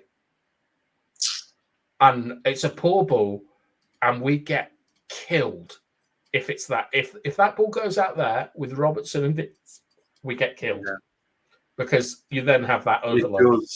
Midfield's not there. Wow, problem, reaction, solution. Problem is we're not pressing good enough. The solution, for me, simply is do what Liverpool do and push your play. If you're going to go so high up like that, push your defensive line a bit higher up, have the confidence to do that, so you can get in and around them, so they can stop them spraying the passes. And like you said, have the cover shadow to stop any passes back and forth. Because these players are quality. Give them time and space. They can play a long pass into the open guy, which is the wide in this space. So Maguire shouldn't need to do that. I think, it's really. Are you Ten Hag in? Am I still Ten Hag in? Yeah, looking at this nonsense. Yeah, I am. What, Casemiro and Kobe that far ahead of the bloody play? Look where they are. I still am, because what's his name? Casemiro needs to be. No, sorry, that's Maguire, of course. The reason I'm still Ten Hag in is because I think he needs to probably learn how to play like this. He's seeing now in an elite league like this, 3 teams above him: Arsenal, Man City, and Liverpool, who are well ahead of him. He needs to learn. He needs to learn, and he needs to be given time to learn. Reset and go to someone new, with players that are not possibly good enough at the moment to be able to follow instruction or have the fitness to do it. I just think we should give Ten Hag another season, rather than just scrap him now. Just this is rubbish, and tear this up and start again. I think he deserves, based on what he did last season, based on the lot of injuries we had this year, a lot of rotations of players, especially in defence. I think he needs another season to perform. Granted, though, I will say the evidence there suggests that our pressing style is really poor. But I think throughout the summer, if we really go away and work on these things and get the players fit and motivated, and maybe we can do this. So, just want to say here, big up to Liverpool fan, to Brees. He said the topic was amazing. It's great. I mean, once again, Bath time animations to prove your point. Now, people can say things. Oh, you've got no way of playing. Your pressing is poor, but we've demonstrated today why it's poor, what's happened there. Just from the most recent game, we've got a team that can do it brilliantly. We've got examples of that, and then you've got a team like Man United that when we do play out from the back and we're trying to close them down, they've created 2 chances. The one you had with early on was with Robinson. With a chance that just came from a goal kick, and this one here where McAllister could have played it either wing if he had better pass there, and completely opened us up. So it's an issue. It definitely is an issue, and I think a lot of fans get frustrated. But rather than get rid of the manager, who I believe is not that dumb, I think he's more qualified than everyone here. I think that's fair. He must recognise that this is an issue. I just want 10 minutes with him on Monday, because when I go back to this here, so this is about why MantoMan Press. I can't see. I've looked at it. These are the only things that I can come up with. I'm not for 1 minute saying that Ten Hag, that I know more than Ten Hag. In terms of pressing, I know that there's lots of stuff going on in a football match that I don't understand in the Premier League about pressing. I see things that sometimes I think maybe they're trying to bait a press, maybe they're doing this, maybe they're doing that. I don't have enough top-level football experience to understand all this. I know full well that Ten Hag knows more than me. I do think I know more than Ralph Ragnick. I'm going to be perfectly honest. Stop. I do. Stop that. Bruv, I do. Like, from the stuff he said, he's not a football man. But the thing is it should just be about me, but it isn't. Other top people in football are saying that they don't understand it, and it's I don't understand it. No one seems to understand it, and I don't get it. But let's do some comments. Okay, a lot of good comments coming in now. Right, I'll start with this one. Yeah. What seems poor are the choices players are making on the pitch. Does anyone think these players have been coached to play themselves out of position? My hand is up, DK Wilson, because this is a man-to-man pressing system. There is absolutely no way on God's green earth that Casemiro wants to be in these positions. Absolutely no way does Casemiro go that far up the pitch unless it's an instruction. Like, I can't see it. Like, Kobe Mainu isn't doing what he wants to do. He's doing what he's been told to do. You can see in the game yesterday, he was asking Maguire at corners what he should be doing. Kobe Mainu is a player that follows instructions. This is what they're told to do. Ten Hag's, for me, it's Ten Hag's instructions, because that's a kickoff. That's a hard press. That's Ten Hag's hard press. Like, I can't see it any other way. Thank you very much, Tiberice. Let me know what you found interesting, because we're all Man United fans here, but you're probably drooling over the press and thinking, God, we're so good at football. That's Liverpool, that is. He's a Liverpool fan. Yeah. Look, I've watched and written about too many down sports to know that no coach would last in any league if the manner in which United fail to execute is down to the coach's tactics. Well, I mean, we'll see the proof's in the pudding. Do you think Ten Hag is going to last? Because these are what we're seeing on the pitch. And with the animations, we've shown you all season, DK Wilson, that this is constant. This isn't a one-off. This is what we do all the time. So you can take from that what you will. Have you been on the rum on Monday? Ray and nephew, Big G, no doubt about it. Yeah, I like this comment from Big G because I made the same noise. He needs to learn. He's managing Manchester United. Nonsense. Yeah. Style doesn't suit the players we have 100%. It wouldn't suit any players, in my opinion. I just say, I mean, you might be managing Man United, but I think you do need to learn. I mean, Ferguson needed to learn. Yeah, you need to adapt. Shankly needed to learn to adapt. You know, the football advances all the time. So you might have just come out of doing your UEFA badges or something, and you've been around people. You know, like, oh my God, he's going to be a good coach. You're going to be a good coach. By the time you build yourself up 5 years into the game, you get yourself into a good club. Suddenly, the tactics have changed, and you're in the wilderness because the new batch of coaches coming through have got a new philosophy of how to play and how to adapt and everything else. So you can get left behind. There's a lot of people that have been referred to as dinosaurs in football. R.I.P. Roy Kinnear, Joe Kinnear, for example. He was, or Sam Allardyce. People don't like this style of play. They say, oh, that's old-fashioned, that's dated. Even Mourinho, someone who's successful in the last 20 years, he's been branded as dated and couldn't adapt to Pep. He went to Real Madrid and had to deal with the tiki-taka and try to find a way to counteract that. It took him a long time. He done his best, but it wasn't the most attractive way. So I think there's a lot of guys taking their badges now, doing the UEFA coaching and all that kind of thing. Like Dr. Zebi, the Brighton manager, he's come through. He's come through with his own style of play and everything else. And, so everyone tweaks it and have their own identity of how they want to do their football. But there's a lot of managers in the game who are not, if you decide not to go out and broaden your horizons, then you might struggle. What's his name? Moyes. He's getting a lot of stick at West Ham. But he was at Everton for a long time, maintained them. He came to Man United, lost his job, went to Real Sociedad, and learn a lot about football. I think if you listen, Steve McLaren too went out, won the league in Holland, didn't he? All these coaches have gone abroad and adapted, and they've given them a bit more longevity, understanding the game, and they've come. So we've got Roy Hodgson still in the game in the Premier League. You got David Moyes in the game. Not. Well, he was up until this season, wasn't he? Yeah, it's very sick, Roy Hodgson. Yeah, get well soon.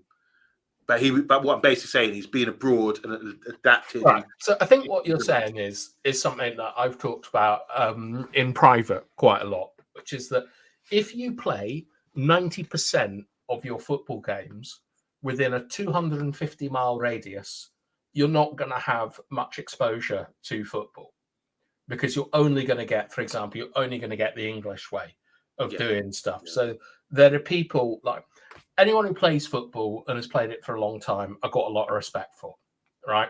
Because, they've been out, they're like Mr. B, they're washing the kit, they're dealing with vans breaking down, people not turning up, no one paying their subs. And that's, that's at the bottom of the amateur level. But with other people who talk about their experience and things like this, and this, this might include people like Barry, to be honest. If you've only played football in a certain location for the majority of your life, you're not going to be exposed to lots of footballing ideas and new ways of doing stuff. And when you look at people like Wenger, who came in and revolutionized English football by telling the lads, you've got to stop going down the pub and eating Mars bars and things like that, then you're completely correct in that. But I'm not one of these people, Amondo. I play football in lots of different places in 3 different continents. And as the same as you. But what I can tell you is that Erik ten Hag is an absolute fraud, and that's what I can tell you. I disagree. I know you do. Yeah, I think he might be, getting a slap in the face, realizing, oh God, this is not working. But give him the summer. Let him, like Fergie had to get Carlos Queiroz in to help him adapt to play. He needs someone to come in. Fergie had won a Champions League before Carlos Queiroz came to the club. Fergie had rebuilt a football club. Fergie didn't need Carlos Queiroz. I think, yeah, he got him. He did get him in after the 99 Champions League. But prior to winning the Champions League, they had many failures were going up to that. Of it, yeah. We were a disappointment in Europe. Monaco, 100%. Dortmund, Leverkusen. There were a lot of times where we got far, but we just didn't have to get over the. Well, we became very boring in Europe, didn't we? Like that was the bit. Like we played extremely differently in Europe. But it just showed. My point is that Alex Ferguson still needed someone to say, right, Mourinho's come to Premier League. We look out of our depth here. They conceded only 15 goals this year. Yeah, system. We need to change it from having 2 strikers. But he had the CV. He had the CV in the respect to Monday. Ten Hag doesn't. I mean, Ten Hag is older than Pep Guardiola. Yeah. Like how much is he going to learn? Right. We'll do some comments because we could talk about 3 hours, me and you disagreeing about Erik ten Hag. Look, to anyone, I know we used to say you needed to have a membership to come on the channel. I don't care. Like, if you want to come on, Big G, and you don't say anything wildly racist, fascist, or like you don't say anything mental, you're always welcome to come on. Like communist as well. I'm not picking political lines, but of course you can come on. DK Wilson is saying frauds do not win, and he's completely correct there. Fergie had structure behind him. I mean, it's arguable that Fergie destroyed the structure that was behind him. But anyway, I think people are getting too mad about the opinions on Erik ten Hag instead of looking at the pressing that has happened, which was the point of this program. But I think we're going to end it here because I told him Monday that we would easily just do an hour tonight. I'm enjoying it. That's why I'm not. I'll carry on. If you're enjoying it, I'll carry on. But like, if we did, so we've highlighted today about the issues with the pressing, and that's a lot of fans can see it as well, and how we're getting, we find ourselves in situations where we're really vulnerable, and people are getting shots off on goal. These are the stats. These are what people are repeating out time and time again about how many shots we conceded and everything else. I can see why with the animations you put up today, and you demonstrated basics of a press, what is it for, and how to employ it correctly. We're not doing it correctly. So I would say, just give the manager another summer, get someone else in. I think Ineos are going to the games. They've obviously talking to high level people. They're obviously trying to get the staff in and the structure behind him where he can get some support with this, because on his own, he's clearly struggling in the elite league. This is the best league out there, without a doubt about it. So sometimes you got to say, I don't know. It's best, a wise man would always say, there's some things I don't know about. So the game developing, he's been left behind. He can go back to Ajax and do whatever he does there in Dutch football, where he's dominant. But in the Premier League, he needs some help. And it shouldn't be, rather than say, oh, he should know better, or he's at our club, he should know already. I think you should give him the support, get him to understand, which I'm sure he knows, that these are the issues. This is what we're failing at. The shots, all these things that are thrown at him by the journalists at the press conference, they will throw these at him, and he needs to address that. And rather than sack the man, give the man an opportunity to turn it around and say, next season, I've addressed these points where made us vulnerable this season. That's why I would say, give him another opportunity to prove that. And if Bath time, you're qualified. I mean, you've demonstrated it. I'm sure the people around them and the people around the club and the people who are trying to employ to come into the club will be pointing the same thing out to him, and it needs to change. Well, one thing I would like to point out is that Big G hasn't said, how dare you, I'm not a fascist or a racist. He's just said, best behaviour then. It's just a joke. And also, Lucky, you're just, I love you, Lucky Singh. You are proof to me that humanity will never be replaced with AI, because no AI could ever come up with things that you say. But you're putting a lot of stuff in that just isn't relevant to what we're talking about. So I'm not deliberate. I'm not trying to censor you, as it were. It's just meaningless waffle. Rather like this. Who cares? Yeah, we can talk about managers and things who we're blue in the face, but I actually wanted to ask you on Monday and the people on chat, which is that when I watch other tactics programs, and I sound a bit big-headed here, but I watch them as a form of entertainment because most people genuinely have no idea what they're talking about. I've recently been sending people instructions on how to make animations. If anyone sees anyone using animations and then talking about the game, please tell me. I would love to see other people's opinions on what we're seeing, because I never see anyone do the animations, and I don't understand why. It's the best way of understanding what's going on a football pitch. I think there's a guy on Instagram who came on our show, Faz, sorry. He's a young coach, and he's called that guy. He's called the Honest Football Coach. I don't know if anyone's on Instagram and seen him. So he's got his board out, and he really goes into detail. And from coming on our show, I invited him on the show initially, and he got a lot of confidence from that. And he's gone up now and blown up on Instagram. He's got so many views. He's putting a lot of stuff out. He's got his confidence out, and he's very confident with how he talks about the game. But he always does it, like you, from an animation board. He does it from a tactics board, and he can demonstrate everything really quickly. He's got good knowledge, good mechanics. So you remember him on the show, Bath Time. It's the three of us. Yeah. So since then, that's one person that's really go and check him out, guys. The Honest Football Coach on Instagram. He's a fantastic young guy, play good footballer as well. But when it comes to coaching, he understands the game, and he's able to demonstrate that on a tactics board, or as Bath Time does on an animation tactics board as well. So that he's the only guy I've seen really on the internet who's able to sort of make a bit of sense about it. A lot of guys talk football, but he plays it at a high level. You've played at a high level. It's to understand the mechanics behind why things work and why things don't work. I think it's really important. That's why I like the eye test so much, and that's why I respect you so much, Bath Time. Thank you, Amanda. I respect you as well, because I can show you stuff and you can understand it. Yeah, but I'm not afraid. This is the thing. A lot of people are afraid to say I don't know about something. Even though I've played football all my life, I'm still like, that doesn't make sense to me.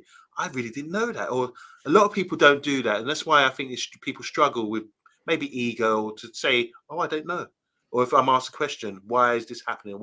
I don't know. Maybe something. Yeah, it's This is the problem interesting, with isn't it? other people's channels. They're afraid to say they don't know. They want to be asked. Well, They want to act like they know what they're talking about and throwing out all these terms and everything else. Yeah. You know what's a big term now? Something you mentioned, rest defense. You mentioned to me a couple of years ago, and everyone's now talking about the rest defense. Even the Athletic are doing my articles about the rest defense. It's a new key word. When I hear other channels talking about rest defense, I'm thinking you actually don't know really what it is, whereas bath time, you were talking about that years ago.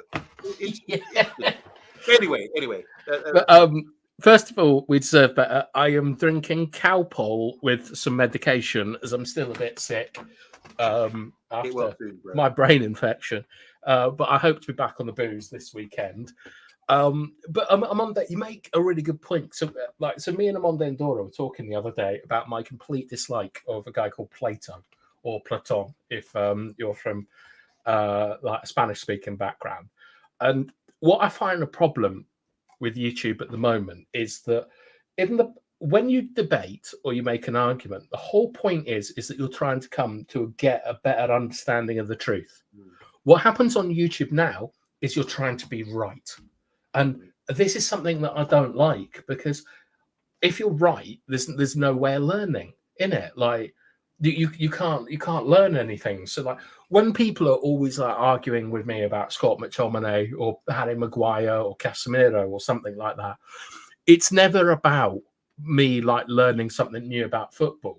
It's just about them trying to be right. And I find it really disappointing that we can't find people have different opinions, bring them on, have an actual structured conversation about football, and get to a better understanding of football, because this space is just filled with people that viewbot their channels, lie about like their footballing experience, and it's such a shame, because basically if you get them on and try and talk football, they're going to show that they don't actually know a great deal about the game, because they haven't played at any level and they don't have any love for studying it. But saying that, Bath, I think there's a lot of people. I don't think it's necessarily you have to play at the highest of the highest level. You have to have UEFA badges. It's just about having an understanding of the game. Yeah, it's simple as that. And so we're not saying it's like boxers talk like that. Oh, if you haven't boxed, you don't know what you're talking about. But there's a lot of people involved in boxing that have never boxed in their life. And judges, for example, judging a fight and they've never boxed. Yeah, it's not referees. You can demonstrate, I think, that you understand the mechanics of a sport. And you can give a presentation on it and to prove that. It's like if you go for a job interview. I saw a good friend of mine today. He's told me he's just got a new job, really good job as well. Really happy for him. And he's gone from one area to a new area, but he's demonstrated that he's got the knowledge, transferable skills, Exactly that. Yeah. So that's what got him the job. He's not experienced necessarily in that field, but they proved that he could. Like I said, the transferable skills, and he would understand the dynamics and how things work. Well, for me, on Monday, like I always get really annoyed with people that bring up stats, because the whole point of stats is to demonstrate a bias. Okay, like you use stats. So, for example, if your personal experience is that girls are not very good at driving, okay, and that's just from your own personal experience, you get stats, and it shows that actually insurance companies find that women crash the car less, so that they pay less. And you're like, okay, so in the grand scheme of things, my personal experience is a bit biased towards something.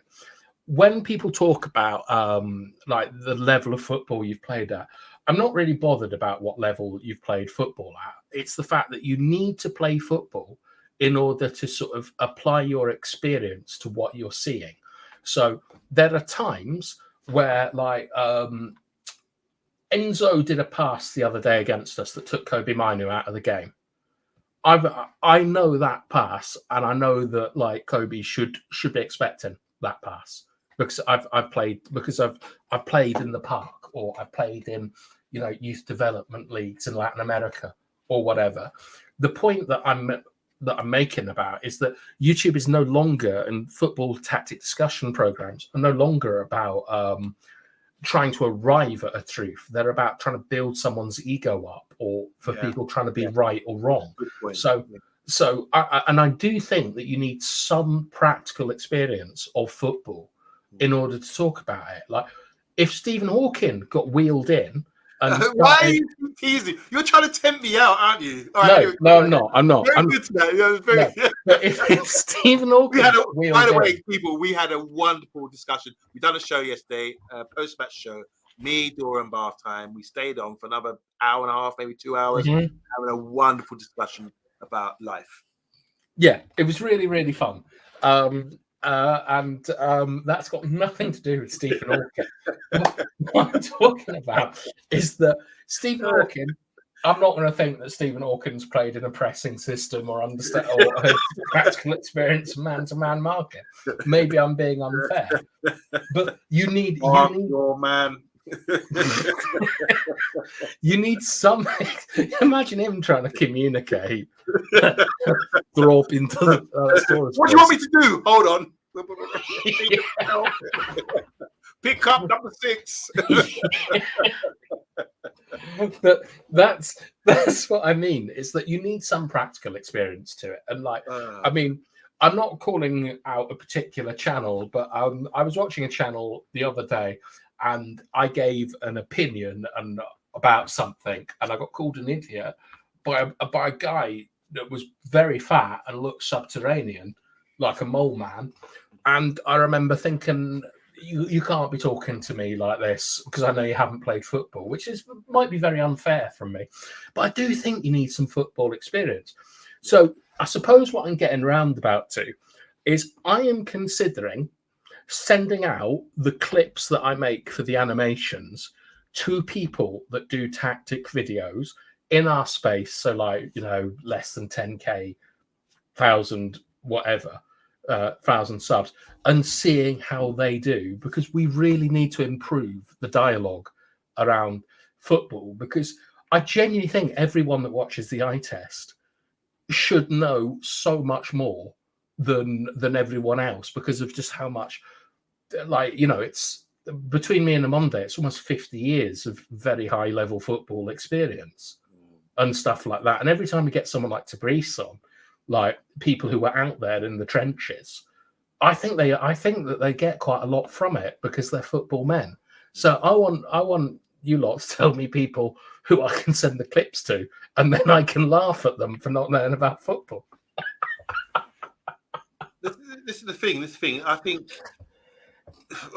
we can go deep into it. I mean, go deep into it. Come on, tell me. I've got a lot of stuff to say. I obviously, we got this channel here, the Man United Agenda. And thank you to everyone who tunes in and supports the channel. Yeah, we're just going to do comments, actually, before you get into that. I'm on day. So, first of all, we've got Harley, who's, I'm 100% right. All right, maybe not 100% right, but 50% right. Good to see you, Harley. YouTube is about debate and free speech. Everyone will always have a difference of opinion. Yeah, I don't mind about difference of opinion. It's about the intent. Exactly. No. Can you give us your views on Stephen Hawking again? Only in private. Yeah. When Stephen Hawking was alive, he went to Liverpool once. They nicked the wheels. Good one. He's on fire tonight, isn't he? Yeah. Tabrice is still watching. Shout out to Tabrice and the family. Steph has popped in, say, still pressing, lads. 23 likes. We've only done 2 hours, Steph, so, not enough, really. Come on, Monday. Finish me off with you going deep. Because the thing is, now that I've been distracted by the comments, I've kind of lost my trail of thought. Too much heading with the ball, I imagine, as a defender. What was I going to say? Yeah, obviously, we're the Man United Agenda. We do things like this. And I really love the eye test. I think it's special. Because I don't think we've got any ego bath time where we think we know it all or anything. We're here to learn, or we're here to sort of break things down or whatever. And I've learned so much, which I've transferred into my Sunday team and just my understanding. I actually think differently about the game from doing this. But it's like, I don't feel, because I feel we work so well together, because I don't feel that I don't have an ego to say, oh, you know more than me, and I'm trying to challenge you, or thing. I think if you brought someone to the show who, there are a lot of YouTube channels. If you brought someone to the show or you had a discussion with them, it would be like, oh yeah, I know that. Oh yeah, and they'd be trying to prove to their audience that they know something to be credible. Now, I'm old, so I've got no issue about being liked, or I don't mind people taking the mickey out of me. That doesn't bother me. Or saying I know nothing or whatever, like Manuel from 40 Towers. I don't have an ego like that, and you don't either. So I think we work well together. I've always felt that we work really well together because there's no thing to say, you know more than me, or I know. We've kind of learned from each other in a way, but I learn a lot from you because you're very detailed. You understand the game a lot more than I do, and I'm a willing student. Do you understand what I'm saying? But the point you're making is there's a lot of people out there who would not be willing to listen to this. Who are they? What qualifications you had? Unless you're Gary Neville, played at the highest end, or got Champions League, or got FIFA, you're in FIFA, whatever they play these days, then you're not credible. But there's only one truth in football. There's only one in a way, and the thing about the game is about to be effective. And if Man United aren't effective, or we're sixth in the league, or whatever, obviously something's wrong. And we're just talking about what's breaking it down, where the issues are, what's going wrong, and praising teams like Liverpool, our arch enemies, for doing things the right way, or Arsenal doing things the right way. It's the game. We all love the game. That's simply that. But a lot of channels would not.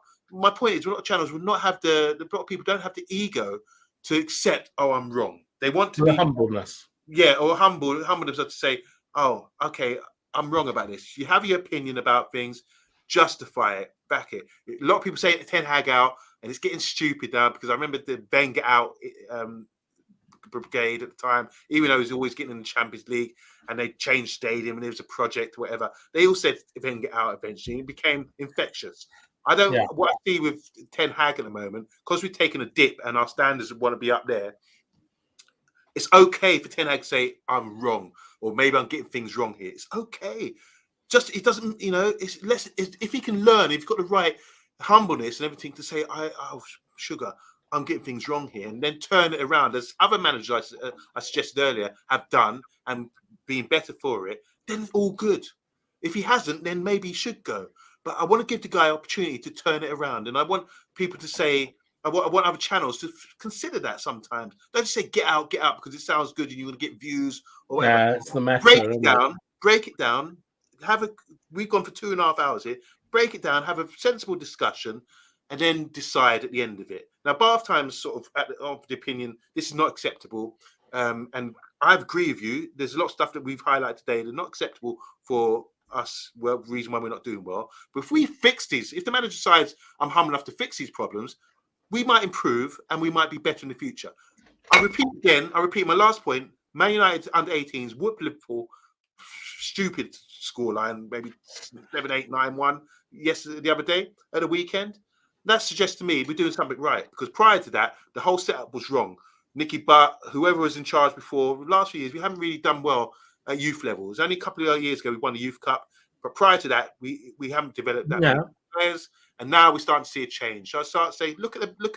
You might not see things directly now because of what we're doing on the senior level on the side of the thing, but there's something going on behind the scenes, and we're slowly building a structure to make things better. And that will eventually, like with England, like with France, the way they developed and to win in '98 when they had the academy, like with the Barcelona academy, it takes time. Like with St. George's, we're seeing in England now, and the quality of players come through. It takes time to build a structure. So you're talking about delayed gratification, which is one of the biggest predictors. So I think we're sowing the right seed at the moment. That's my point. I like how you change a scientific term to a proverb.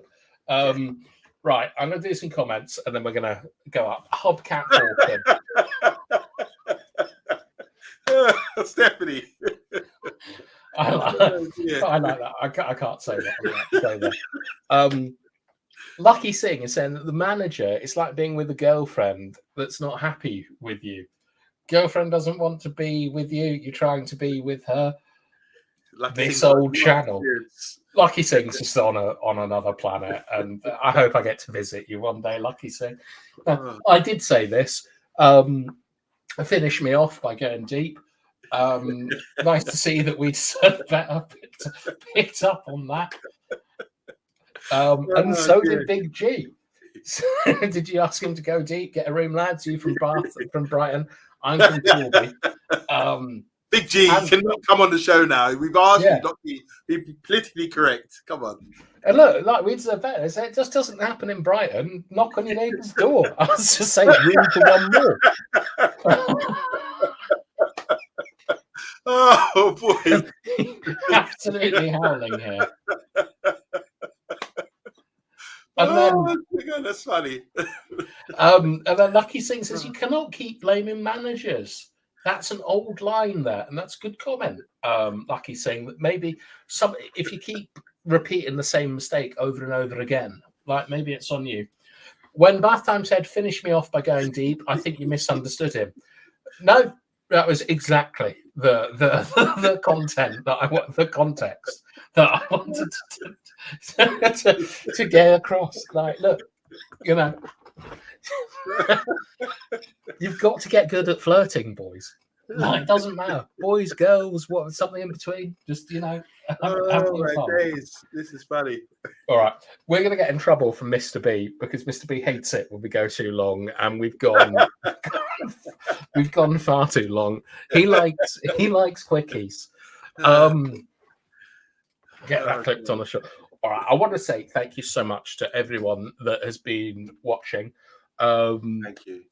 We'd really appreciate it, and we do work like hard on this channel. We could work harder. We do work hard, and we really it's great that all of you come. We respect your time, and we're just so pleased that you're all here. You can find me on Twitter. You can find them on day, like on many different places. Yabba Forbes. Yeah. But we hope to see you tomorrow for. Is it a quiz tomorrow, Monday? Well, here's the thing, as we were discussing earlier. Oh no. I'm keen to watch high-level football. I love high-level football. Tuesday and Wednesday is Champions League. I want to watch Champions League in full and take it all in. Top game, Bayern Munich versus Arsenal. That's something I'm really interested to see. And obviously, Man City are playing Real Madrid as well. These are games, high level, and we love football. That's the main thing here. We even know a Man United channel. I might try and go early or do a show early, but we just set your alarm bells on the channel. Just do that little alarm bell. Yeah. I do want to watch the game. That's important to me.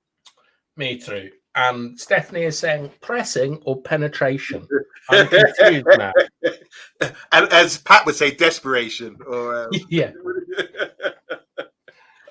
Big G, isn't it? He's loving it. He can't stop crying here.